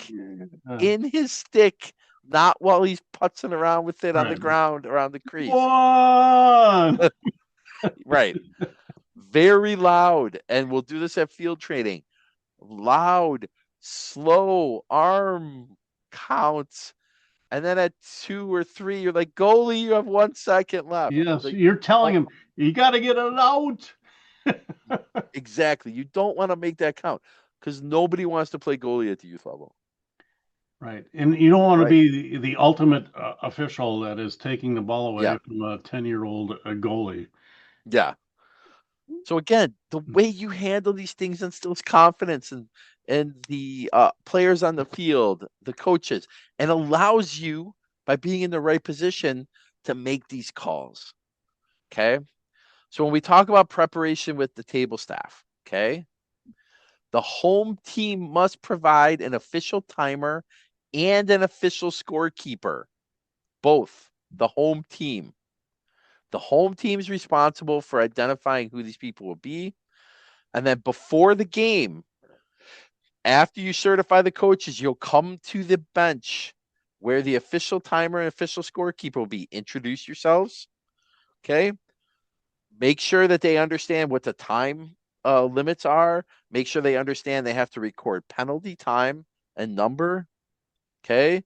They can record the score too at certain levels of youth lacrosse. A visible score is kept, but the officials on the field keep the official score of the game. Official score of the game. You also have to let them know when penalties can be released. Okay. So this is very important. When you start to do games and you start to see little nuances in officiating, little specific parts of officiating which are maybe like a little bit more advanced, right? Like releasing penalties on a loose ball face off, right? As time expires, that player on a face off is not released when their time expires until possession is attained.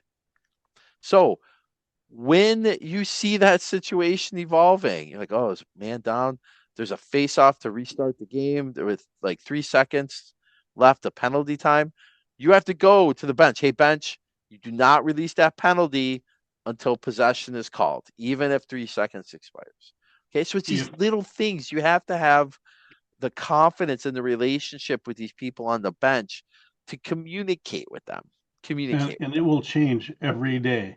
And Yeah. Jeremy's got a great point. If you know there's still somebody in the box, this is me. You don't have to do, guys. I go, table, how much time is left on that penalty? And I make them yell it out. And so, as Jeremy was saying, okay, well, there's 3 seconds left. That player cannot come out until there is possession called off of the faceoff. So you have told everybody right now, because here's what's going to happen. You're going to have somebody come rolling out at 3 seconds, Yep. and there's no possession. So here is where you learn to be an official and earn your dollars. You toss a flag, and that player goes back in for 30 seconds because he was released too early. That's a big boy call, Yep. but it's one of those things that is your call to make. So, because I'm going to assure you guys, the majority of the table workers are moms that have to fill in their voluntary hours and Yep. whatnot, or this, that, and they're not really paying attention to what's going on in the course of the game. So you're going to have to. And so, if, as Jeremy said, if you got to watch, just kind of keep an eye on it. And, look, is this, yeah, you went in there and okay, he's coming out about the right time, stuff like that. Because it is very important to the, let's say, the confidence of the game to make sure Yep. it's, adjudicated properly. I know it's a 100%. lot on you guys. I mean, you guys are in high school, and I understand it, but you signed up for it. We didn't come for you. So, those are the things that you want to do, make sure that you are on top of. And the table is usually going to be your biggest problem. No, other than the parents, but it's you want to make sure that anything you report is properly noted in the scorebook and at the table. So, Yeah. And I mean, that's, that's about decreasing tension, setting the stage, setting expectations for teams, being consistent and fair. All of what we're training you to do is to call a safe, fair game and give you the skills to allow you to kind of regain control or don't lose control, right? And that happens at the pregame lineup. Everyone is watching the pregame lineup. The starters for both teams will line up. Okay. The in home should be a starting attackman. This should be the first person in the book. Okay. They should be on the field at for the pregame lineup. Okay. So that's one thing you always check on your card. You write the in home down, you make sure they're on the field. Okay. Line them up. We'll do this at field training, 5 yards apart. This is not a long soliloquy on everything. You're trying to get really important points across. You line them up 5 yards apart. You're like, hey, guys, this is 5 yards apart. This is what I want you to be on a restart before you play the ball. Okay. Ask the players, you can ask the players if they have any questions, but really, what you're looking for is properly equipped goalie at the youth level, properly equipped players, make sure they have mouthpieces. Just do a quick glance, you and your partner. Again, if they don't, send them off, set the tone, get somebody else on there. Okay. Set your expectations for the age level, give them the advancement counts. Should not take more than 2.5 minutes, 2 minutes. Okay. It's quick, get them set up. Then the goalies or the referee will call the goalies into the middle. They'll cross, shake hands, run back to their goals. Just the guys across from each other will shake hands, and then everyone runs a position. Everyone runs the position. Get ready. Then the referee, who's doing most of the talking, and as Randy, Matt, and I we'll have the younger folks try to lead this discussion, act as the referee. Okay. And then you're ready to go, man. The last thing, the referee's going to do the face off. His partner's going to be a wing official. The umpire will be on the bench side, most likely leading left. And it'll be white goalie, are you ready? Black goalie, are you ready? Timekeeper, are you ready? Here we go. Down set whistle, face off. Okay. Keep this pregame messaging short, informative, and very, very, very unbiased. If you know players, which is going to happen, you're officiating games with maybe God forbid, a younger brother, sister. Your parent might be coaching. Unfortunately, it sometimes happens. We try to avoid that at all costs. Sometimes it just happens. You got to make sure that you come off as the most unbiased person. Okay. Yep. Because that's what you are. We know, the trainers and assigners know that you can be unbiased and call that game. Some people who aren't officials, who've never officiated, just can't fathom the idea that somebody from Kettle Moraine can officiate a Minocqua Kettle Moraine game unbiasedly. We know they can, but like a parent from one of those places will never be able to accept that because they've never officiated before, right? They don't understand that officials kind of take this job very seriously in providing a safe and unbiased, fair environment to play.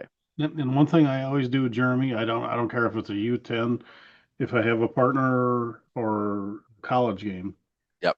After I give my speech, I always fist bump my partners and say, "Let's have a Yeah. good game." Automatic. Yeah. Just going way back to last week. We are the third team on the field. Let's have a great Absolutely. game. Let's go. 100%. 100%. Good point, Randy. So let's do some USA lacrosse bubble diagrams. These, I mean, I hope you get utility out of these.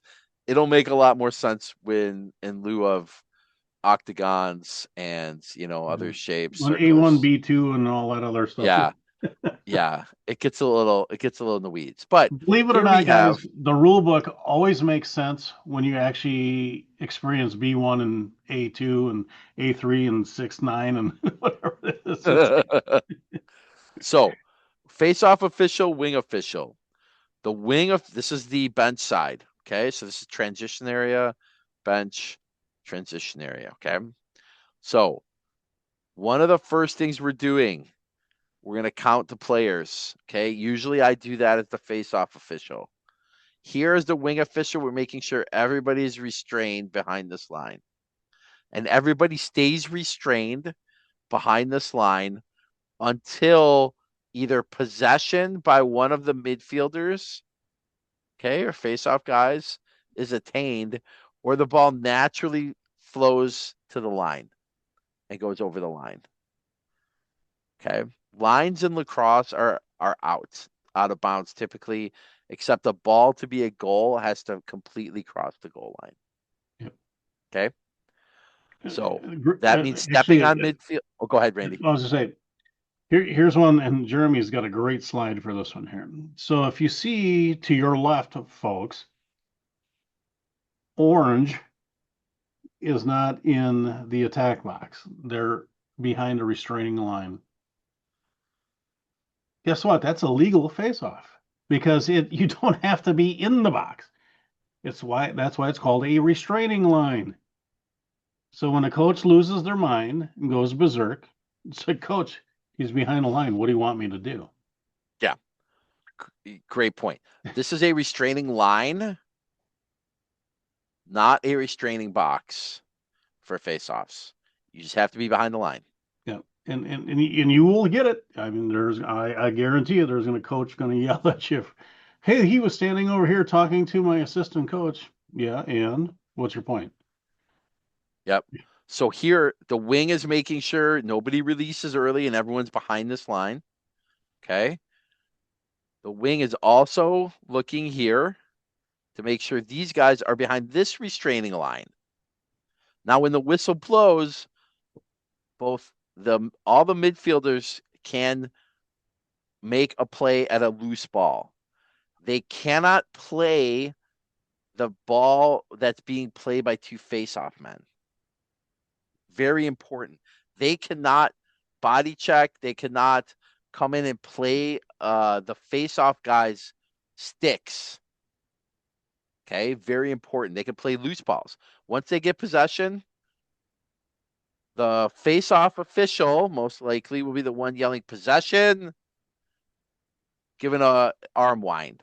Okay, we'll talk about this. Once possession is called, all players are released from their restraining line requirements. That does not mean that everyone can run over midfield. It just means they can come out of this line restraining. They're no longer restrained by this line. Okay, they're still restrained by maintaining offsides. 6 people in your offensive end, 7 people in your defensive end. Okay, so here we have the face-off guy who also has to take a peek, and Randy will give you some insight, and Matt will give you some insight on this. But when I'm doing a face-off, I'm already communicating with these guys and these guys. Like, you guys stay behind that line. Use like your big boy voice. Okay. And then with these guys, you're like talking about the face off real quick before everyone gets set. Okay. Do a quick count. I always, before when a quarter starts and the game starts, half starts, I always check to make sure both goalies are ready. The youth level, very important because a lot of times they aren't. Okay. Don't start a game without a properly equipped and ready goalie. Don't let a youth lacrosse game proceed without a properly dressed goalie. If a goalie loses part of his required equipment, you got to stop. You got to stop, especially if that ball is in that goalie's side of the field. Yep. You got to stop the game. If the offense has possession of the ball, it's going to be a restart off to the side for the offense. Okay. If it's a loose ball, you can use alternating possession. Okay. But if a goalie loses required equipment, you got to stop the game. That ball's in that side of the field. Okay. And if that goalie loses equipment, you didn't see it because, like, you're the trail official, the action's on this side. So the lead official's here, trail official's here. If this goalie down here loses his equipment, you don't see it. But if the ball comes this way, you see it, you got to stop that play. You Yep. got to stop that play. Does anybody have any questions on that? Okay, so let's see. Oops. This is where we want you to be on a face-off. The wing is on this corner of what we call the box, advancement box, and the restraining line. Face-off official. Okay. So the face-off official, like we talked about, make sure both players are in a legal setup position. Okay. At 12U and 14U, you should not be facing off on your knees. At 10U, you can still be on your knees. You can still use a motorcycle grip as well. You don't have to have a neutral grip. Okay. The face-off official will back off on a diagonal once he's ready to blow his whistle. The reason why this happens is because the face-off official wants to get out of the way for the wing midfielders behind him to have a clear path to the ball. Okay. And you want to watch to make sure the player aren't advancing early or there's other violations. Okay. For the face-off official. And you always want to know where the far wing side officials are before you put the ball down. You always want to make sure they're set. Very important. If a face-off violation is called, okay, you as the face-off official could be going to your right or your left. Okay, if you're going the opposite direction of your wing is, you are the new lead official. And your wing official now becomes the trail official. The trail official restarts the play. The trail official restarts the play. Okay, so that means the face-off official, if it's going the opposite way of the wing official, okay, so to the right, not to the left, the face-off official has to become lead. Got to run down the goal line extended. The trail official will restart play. Restart play. Yep. Okay, very And important. guys, this is very important to what we talked about last week. There is no fast restart. You only restart fast enough when your partner is in position. It's huge. I can't tell you. You do not. Here's what you don't want to do. You don't want to restart, and then something goes haywire, and you can't back yourselves out of it. So if there is a default and it's going to go back to the face-off official's position, you wait until that face-off or the original face-off position or official was in position before you restart it. Yep. You're not obligated to restart the game instantaneously. What you're obligated to do is do it correctly. And so Good point, Let Randy. that official get there and be in position, and then you can restart it. A lot of times, coaches are gonna be screaming, "No, we're ready, we're ready." Well, that's fantastic. Well, we aren't. It's like, Yeah. so Yeah. don't So, don't feel that you have to jam it, right away. great point. And to that to that end, the way you handle your mechanics as a face-off a face-off official also sets the tone. Like do things in a purposeful, excuse me, like non kind of laissez-faire way. Okay? So, when we're the face-off official, we're going to straddle midline where the face-off will be. Hopefully there's an X. On youth fields there might not be an X. Try to line it up. Okay? In the middle of the field. Now, what will happen towards the end of the year? There's a lot of rain, there's a lot of mud. It's a-okay if the face-off X is all chewed up and muddy for you to take one step to the right, one step to the left. Okay, that's a-okay. You want to make sure you're not facing off or placing the ball in the puddle. Okay, and you're not placing it in like a giant muddy pit. Okay, you gotta no more than one step to either side though. Okay, you don't want to give either side too much of an advantage. So you straddle the midline, you place the ball on the midline, hopefully at the X. Then you wait for your partner, the wing official, to signal ready. Okay. The wing official, when they are not ready, their arm will be up, raised like they're answering a question in class. When they are ready, they will point their arm to the direction that they will be the lead official for. So in the Yep. direction they will I'm run. gonna pause you right there, man. Yeah. Gentlemen, I can't tell you how important what Jeremy just said is. They will point to the goal that they are responsible for. Because if you point to my goal, I will stand there. I will stand there until you figure out that we're going your direction, if that's what it is. Yep. Because that is the mechanic. It's not pointing at me like I'm okay, ready. Hey, go ahead, take it. You're pointing to the goal that you are responsible for. I can't stress that enough, because if you want to go higher and higher and higher and higher, in the officiating ranks, it's always going to be your mechanics that will fail you. So do it right, get it understood right away, and Yep. then it's something you don't have to deal with as you go up the ladder. 100%. So that, your the way you handle yourself comes into a very important, you know, it's very important and it's very glaring on the face off because everyone's looking at you. Everyone's waiting for this face off, right? So you place the ball in the midline, wait for that ready sign, like Randy said, the official to point in the direction where he will be the lead official, the goal he's responsible for. Okay. Now, once you get that sign from your partner, you then say down to both face-off men. Remember, the ball's already placed. The ball's already placed before you say down. If you see two guys go down before the ball's up, stand them up. Hey, guys, wait until I put the ball down. Wait till I'm ready and say down.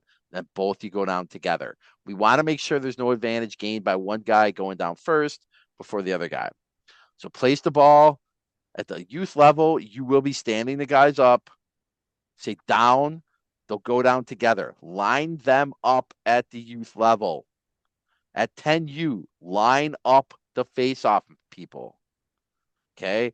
At 12 and 14, you give commands. Hey, back up, get your hand off the plastic. Make sure you're parallel. Don't have your gloves on the line. Okay? You want to make over the line. You want to make sure that there's no advantage gain there. So that you set down, they go down, you set them. The next words out of your mouth to everybody are going to be a loud set. Set. Before you say set at the beginning of the year at 10U and sometimes 12U, while the face-off men are down, you're going to say Hey, I'm going to yell set really loud. Do not move until you hear the whistle. I'm going to say set really loud. Do not move until you hear the whistle. Then you take that step back. Set nice and loud. That makes everyone know the face off is going to start. Now, you you're still pretty much on the midline or one step off the midline. So you have to back out while on a diagonal while you're blowing your whistle. And that whistle has to be clear and loud. It can't be a half-ass whistle. So you're backing off on a diagonal towards the goals that you're going to be the lead on, that you're responsible for. So you don't want to back out on a diagonal going towards the same side of the field that your wingman is on, your wing official. You want to back out, putting yourself in a position to watch the face off. Okay. Watch for infractions, but also you're putting yourself in a position where you're now on a diagonal towards the side of the field that you are responsible for the goal of. You're the lead. So you're blowing the whistle, backing out, and you're watching the face-off players. Okay? Watching the face-off players. So you're responsible for the wings, aware of players lined up for each other for an interference. You're keeping players behind the restraining line. You're watching for early release. Okay? And you're locking players behind the restraining line in violations. These are the wing officials' jobs. The face-off official gets everything set, takes a look, face-off. The wing officials watching the wings. Okay? Looking for interference, looking to make sure people don't release before they're released. Okay? And again, players are released after one of the midfielders gains possession of the ball. Okay? Takes a lacrosse move, and then you yell possession, or your teammate or your wingmate can, if it's on the far side, if the ball rolls to the far side. Possession is also, well, people are also restrained. Their offense, the attack and defense are restrained if a ball crosses either restraining line. Okay. But instead of yelling possession, you just yell release, release, release. Okay. You don't yell possession because it's a loose ball. A loose ball passing the restraining line, you're set. Okay. Yeah, Release, actually, release. I know there's always been controversy on that too. At minimum, say release, just yell out play because, and here's where release becomes a problem. There could be somebody in the box and they are literally listening for you to say the word release. That's true. Good point, Randy. And so yelling play, whether or not they move or not is a difference. But you start winding your arm, play. You do it that way. And Jeremy's right. We used to yell release because once it crosses the restraining line, all bets are off. And then apparently they found something that if we say release, it made the table, especially at youth, made the table workers release the people in the box. So That's a good point. So as Rand, yeah, as go ahead, Randy. yeah, I would say so. We've gone to play, so they just know they can play, and not confusing. Don't want to beat up on the moms, but the moms that were sitting there just talking about the play day that they're going to have, uh, releasing players. That's a good point. Just make sure you're demonstrative, and Yep. you know, you can even say, I just don't yell possession if it's a loose ball. Okay. And this is something you and your partner can do before the game.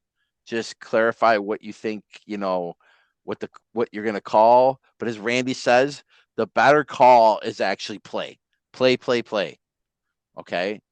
So make sure you talk during your pregame about what Yeah. you wanna Because do. here's the onus, guys. If you say release, which is fine, there's nothing wrong because that's what happens.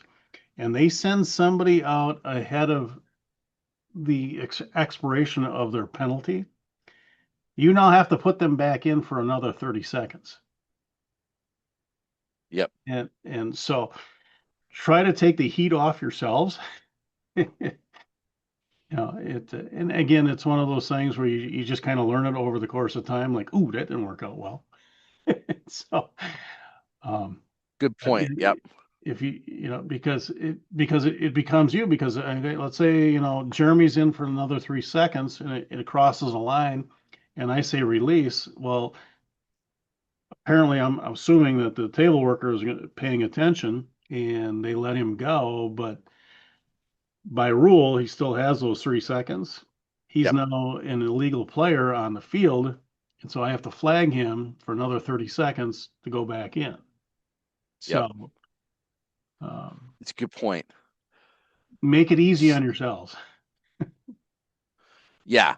Yeah. Don't cause exactly to Randy's point. Let's not be the cause of problems. Let's be the arbiter and resolution of problems. Yeah. So we'll move on to face off at whistles and mechanics. So here we have the official who's doing the face off and a wing official here. And this is wing running left. Okay. So Randy, I don't know how you feel about it. I always start with face off official Yep. and the wing to the left on the Yep. score table. Yep. Yep. I always put it that way. The non face off guy should be standing right there where the R is, right there. Yep. Correct. Because you're now looking to make sure nobody's coming out early. You got a Yep. straight line up to the wingers on your right, and you do have a clear view to the wingers on your left, which you invariably, guys, you will always have to say, move back, move Yep. back, move back, Yep. because So, they have oh no idea. yeah.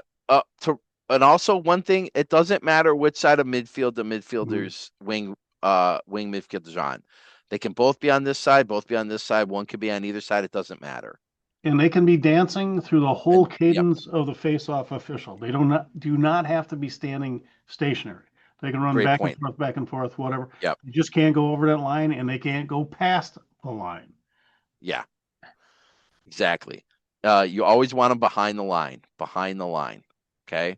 So the face-off official, once gets set and he places the ball down, his priority is the face-off guys. Okay. The wing official has a number watching the restraining line, watching the wing midfielders. He's also making sure because the face-off official is going to have his back to this side wing. His essentially the far side wings. The wing official is also making sure that nobody leaves early here as well. Okay. So if the ball goes left, okay, as the face-off is won, the ball goes left, the wing official and the becomes the lead official. As it's going left, the wing official becomes the lead official and he's at goal line extended. The face-off official, when the face-off goes to the left, becomes the trail official. We usually want you typically at the intersection of these two lines.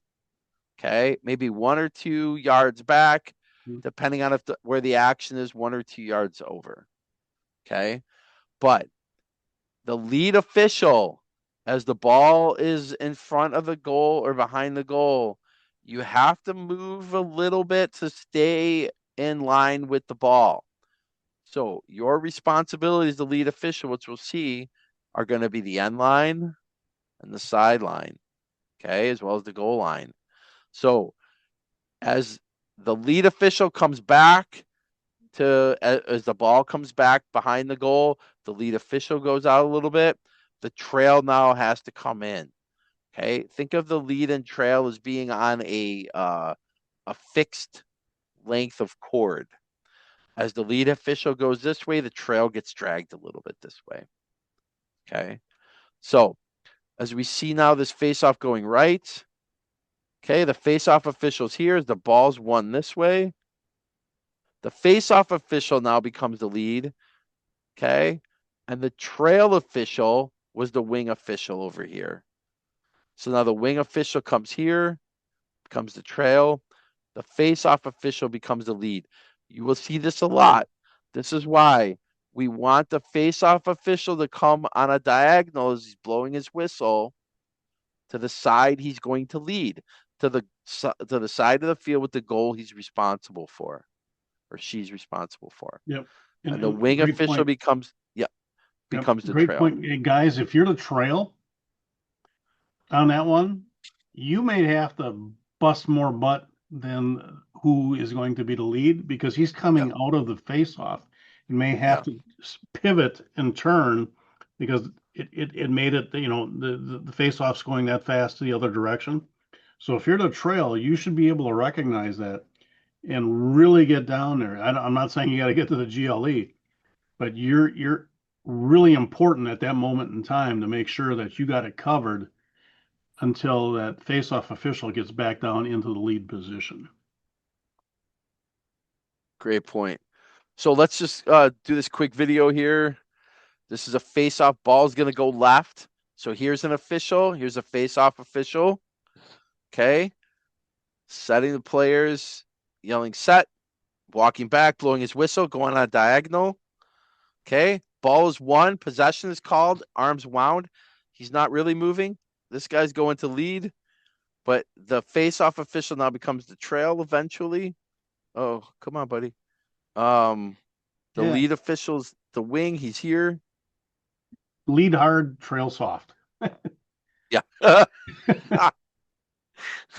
So kind of still out of the picture a little bit. So the important thing is as he gets pulled, the lead official gets pulled behind the goal. Oh, there he is. The trail official also gets pulled with him a little bit, okay? Yeah. But one thing you don't want to have happen is, as certainly as a trail official or a lead official, the action of the players, specifically with the ball, to end up behind you. You always want the action in front of you. In front of you. So this trail official always wants this action of the game in front of him. He doesn't want the player with the ball getting behind him. Okay? Very important.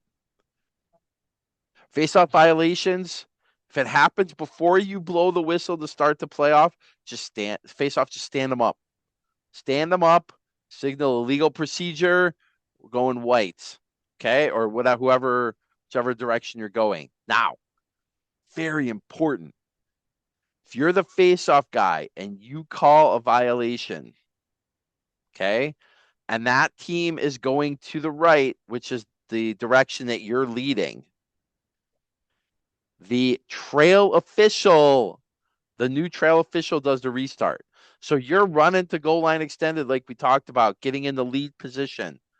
The trail will then call the restart, and that restart after a face-off violation where there was no face-off, right? You wind your arm when you restart and say possession, just to make sure everyone's aware that they're released. Okay? That's very important to communicate to the teams that they're released. Okay? Does that make sense? Okay. So here's a violation. Actually, go back to that slide Sure. there. Yeah. Guys, the bottom one there, wing official, make sure boxes are locked, no release, and delays restart if necessary. What that means is, and this is very important, there is a violation. And you know, as soon as you blow that whistle, everybody's moving. If the players are locked in their boxes, right, you should have 6, 3 of 3 on both sides. They still are in or behind that line. They can't move until you blow a whistle. So don't restart it if people are just migrating up towards the where the face-off, let's say, penalty occurred or whatever. They're still restrained to their box, and it's an easy thing to miss and make a mistake on. But you only have to do it once, and then you will know from there on out. Everybody back where they're supposed to be. We're going to restart it right here with these people. Yep. Game over. Great point, Randy. Thank you. So this is a pre-whistle violation. Okay, so this is what we're talking about. The official does not blow his whistle, signals violation, the direction that they're going to go. And now the face-off official who is going to lead this way is the trail official now. So he will do the restart. Okay? So remember, the face-off official called a violation on yellow. Okay, yellow was going to the right. The face-off official would have been lead on the right. He now becomes the trail official, so he is signaling the restart. Okay? Very important. You guys are communicating and making sure before at the youth level for sure. Before you restart that game, you make sure that your partner down here in the lead is ready, is watching the game, doesn't have his back turned, and has his arm in the ready position. Okay? Very important you do that. Go through this. Pre-whistle violation again.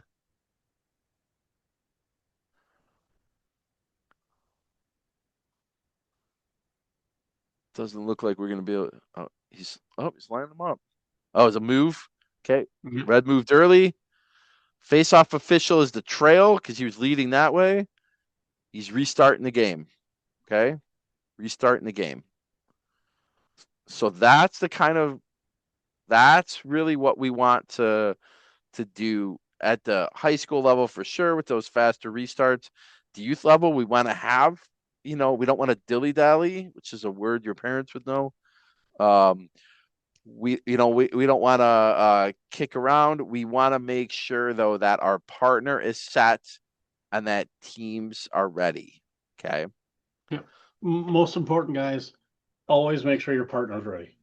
Yes. Do not put them in a bad spot.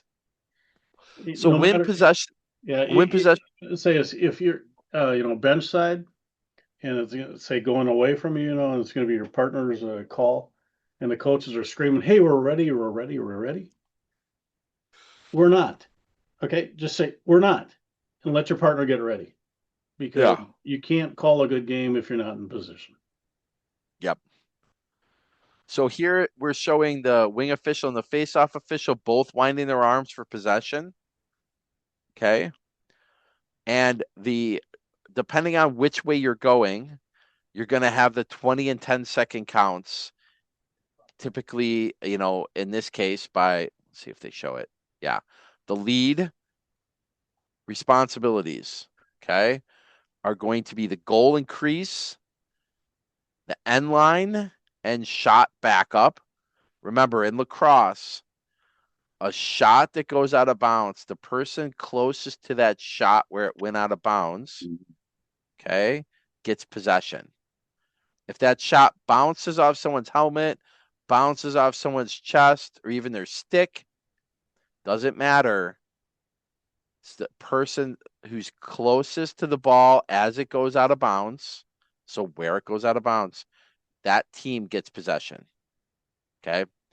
It's not like other sports. So the lead, goal increase responsibilities and settled play, end line and shot backup. Okay. End line and shot backup. The sideline that they're close to. Okay. And as the defense gets possession of the ball, the lead then does the 20-second advancement count because this lead then becomes the trail once this defensive team gets possession and goes this way. Okay. They can also do as the trail, they'll also do a delayed offsides count.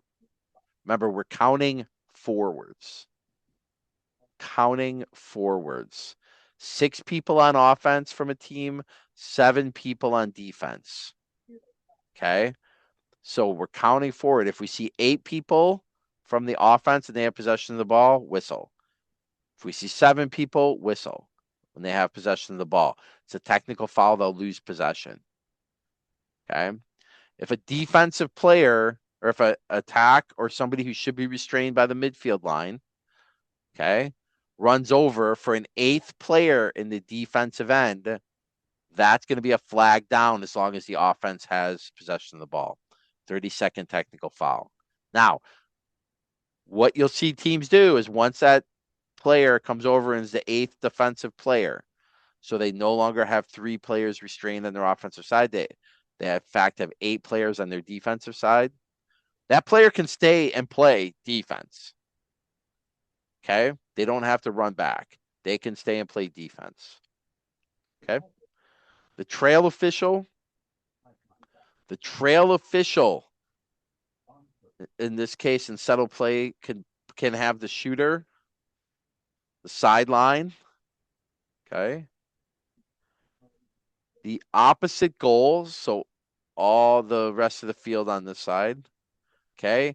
And at 12 and 14U, they are responsible for making the over and back call. Over and back call. Over and back is once you satisfy the 20-second and 10-second advancement counts, that ball, based on the offense's own power, and can't go back over midfield without it being a turnover.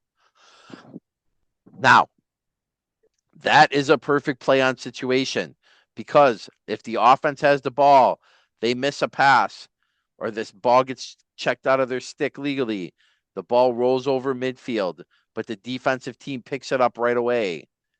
That's a play on situation and play on over. Because now the defense who is, or the offense now who's going the opposite way would be at a disadvantage if you stop the play. Okay? Disadvantage if you stop the play. Technical fouls are about game management, advantage, disadvantage. Okay? And the trail official, as the ball starts to go to the left of the screen, they become the new lead.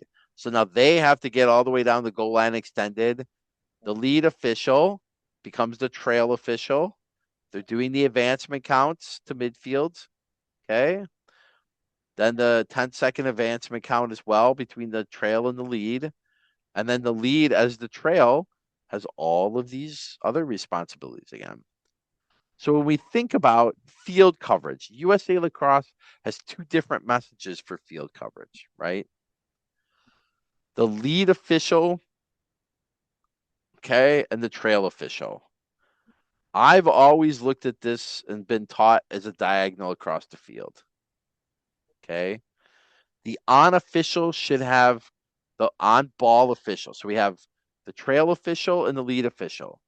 The lead official can be on ball when the ball is in their area, or they can be off ball if the ball goes over into this trail area.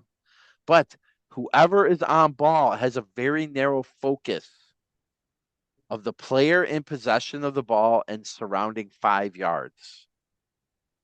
Say that again. The on-ball official has a narrower focus than the off-ball official.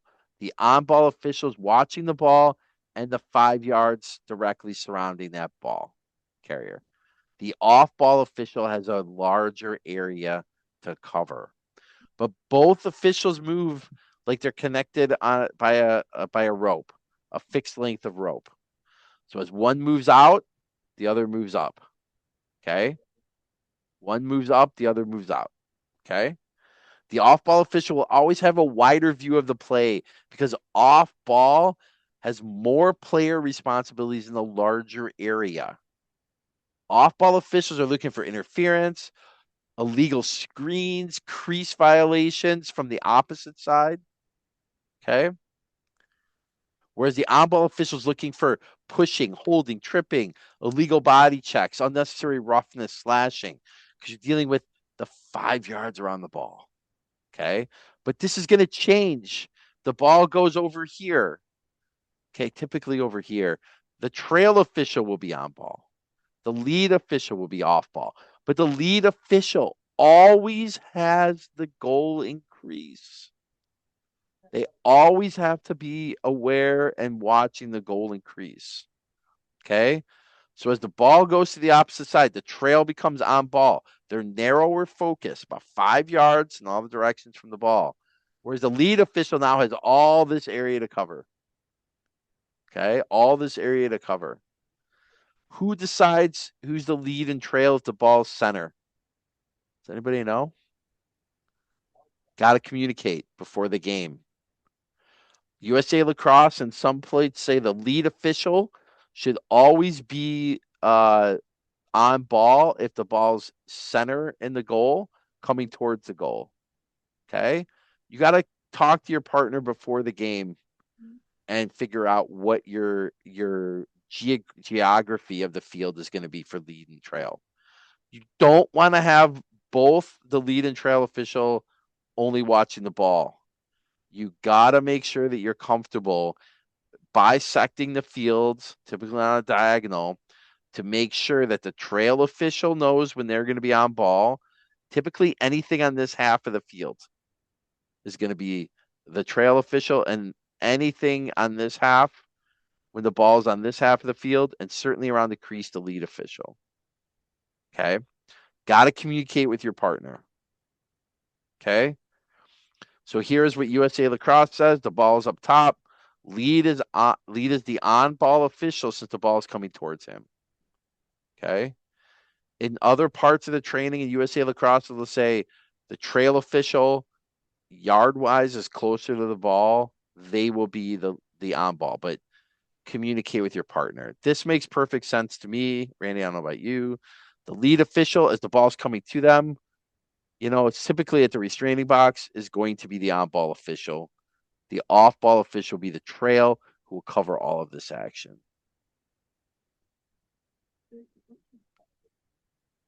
Okay, so we can talk about line responsibilities as well. The lead official is going to have that close sideline to them. Okay, they're also going to have the end line. Okay, the trail official will have the midfield line and really any other line responsibility that's going the opposite way and their own sideline. Okay, but the lead official is responsible for determining whether this ball crosses the goal line completely and is a goal. Okay, very important. Okay, very important. That's just showing you again the end line responsibilities for the lead official. So this is a settled situation on YouTube. We're not going to watch that, but we could maybe link to it from the WILOA website. But following a goal scored, remember this is a hot point. This could possibly lead to flare-ups and player behavior and anger and increased attention of a game. So after a goal is scored, the lead official, trail official have responsibilities. The lead official stands next to the goal, raises his arms up. Goal.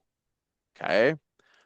The trail official hustles at no time is walking, is jogging towards the middle of the field to the top of the restraining box. Lead official jogs, hands him the ball. Or maybe a very, very short toss of the ball. And the trail official now becomes the new face-off official. And the lead official becomes the wing on this side. Does everyone understand that? The lead official, after a goal is scored, runs to the goal line, signals goal is good, jogs the ball to the trail official. The trail official now becomes the face-off official, whereas the old lead becomes the wing. Okay. We'll go through a couple more of these. The over and back restarts. Here we have the lead official and the trail official. Here we see the action. The ball comes over midfield. The lead official now becomes the trail here, does the restart. The trail official becomes the new lead. Okay. Very important you wait until your partner's ready to start. Okay. So here, restarting, the lead official is going to restart if the ball is on the sideline that's closest to them or the end line. Whereas the trail will restart midline or the sideline closer to them. Okay. So this is when we do deep restarts across the field. Okay. So here we see deep restart, trail official, lead official. These are new designations. So here we see restarts at the substitution box. These are dangerous. Okay. We always want to start by the substitution box, that restart at least 5 yards away from the box. Typically, we'd want to start it either over. If they're going this way, we want to start it closer to the restraining line here for the face-off middies. We don't want to start it right next to the box, at least 5 yards, and preferably over a little bit as well. Okay, because of the transition area, somebody can come out and play as soon as you blow the whistle, and that's what we don't want to do. Okay, so at least 5 yards away. And here's another end line restart after shot. Okay, where it's a shot, it's a restart. So this becomes the trail official and the lead official as the ball is going this way. Okay, so the lead official has to run first. That lead official is now going to have to make the counts, advancement count for the 10 seconds, but also has to make sure they can stay ahead of the play to get the goal line extended. Okay, where the trail will do the 20-second count to get over. Okay, and the lead official, I can't stress this enough, cannot be beaten to the goal by the play. By the play. So today's secret code is USA Hockey #1 to the Olympic sweep. Okay. And a lot of these we're going to go over. I don't want you to get too bogged down about the mechanics. Okay. We will go over these on the field. But the most important thing we can do real quick is talk about penalty relays. Okay. To the phrase we want to think about, or the acronym we want to think about for reporting penalties is C note. C note. Okay. That's color of the team, number of the team, offense, penalty, time, and explanation. Okay. Inform your partner of the call, specifically if you both have calls. Okay. The trail official will relay this to the bench. Okay. The trail official. So flag down, the lead official will signal and relay to the trail official. The trail official will then tell the bench. Okay, report that to the bench. Color of the team, number of the team, offense or penalty, time, and explanation. Okay, C note, C note. We'll go over these at the field training as well. Okay, it's very important we know color, number, offense, time, explanation. Okay, time could be 2 minutes non-releasable, and then the explanation could be targeting. It could be defenseless player, all of that stuff. You will make mistakes. Don't worry about it. Just be as consistent as you can and correct them. Correct them. How you admit the mistake is key. Sir, I'm sorry. That was a mistake on my part. We're going to do a restart. Okay. Just make sure that you're very, very, very consistent. Okay. The end of game, you got to have an end of game strategy. Okay. You don't need to sign any scorebooks at the youth level. You don't have to wait for the handshakes to be done. You don't have to shake anyone's hand. You can, after the game is over, your partner can go by the table and get your stuff ready either for the next game or you can leave. You do not need to wait and shake the coach hands or talk to the coach. Okay. Your responsibilities end when you leave the immediate playing facility. Immediate playing facility. And you and your partner, if you're done for the day, should leave the field together. Shaking the coach hands, fine. Acknowledging the coach is fine. You do not need to stay there and listen to them talk to you. Okay. So, went a little bit long, 4 minutes. But this is the gist of mechanics. Mechanics make sense in the context of physically doing it.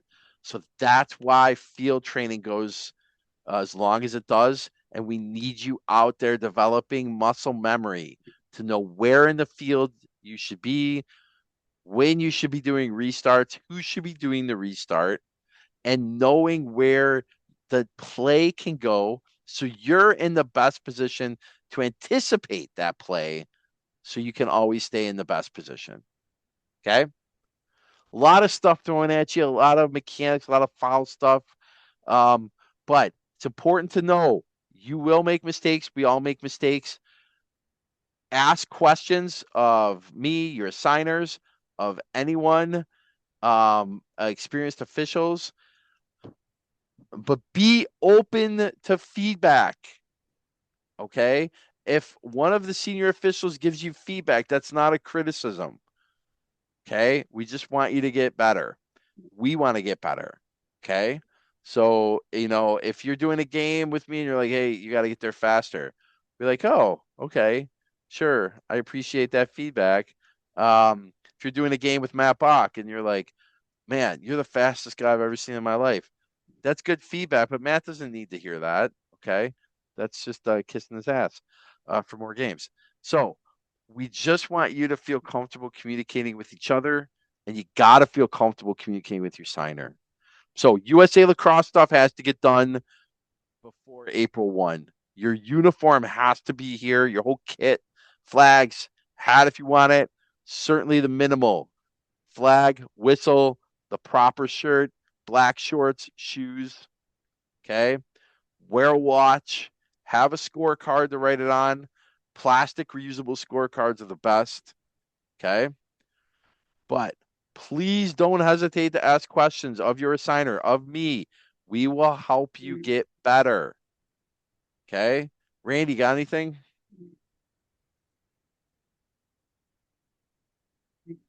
Matt, do you have anything? I know we've been going through a lot about the mechanics and rules, interpretations, things like that. I just updated the website. There is a ton of resources, including the new 2026 Youth Rules Addendum that should cover just about everything we went over today.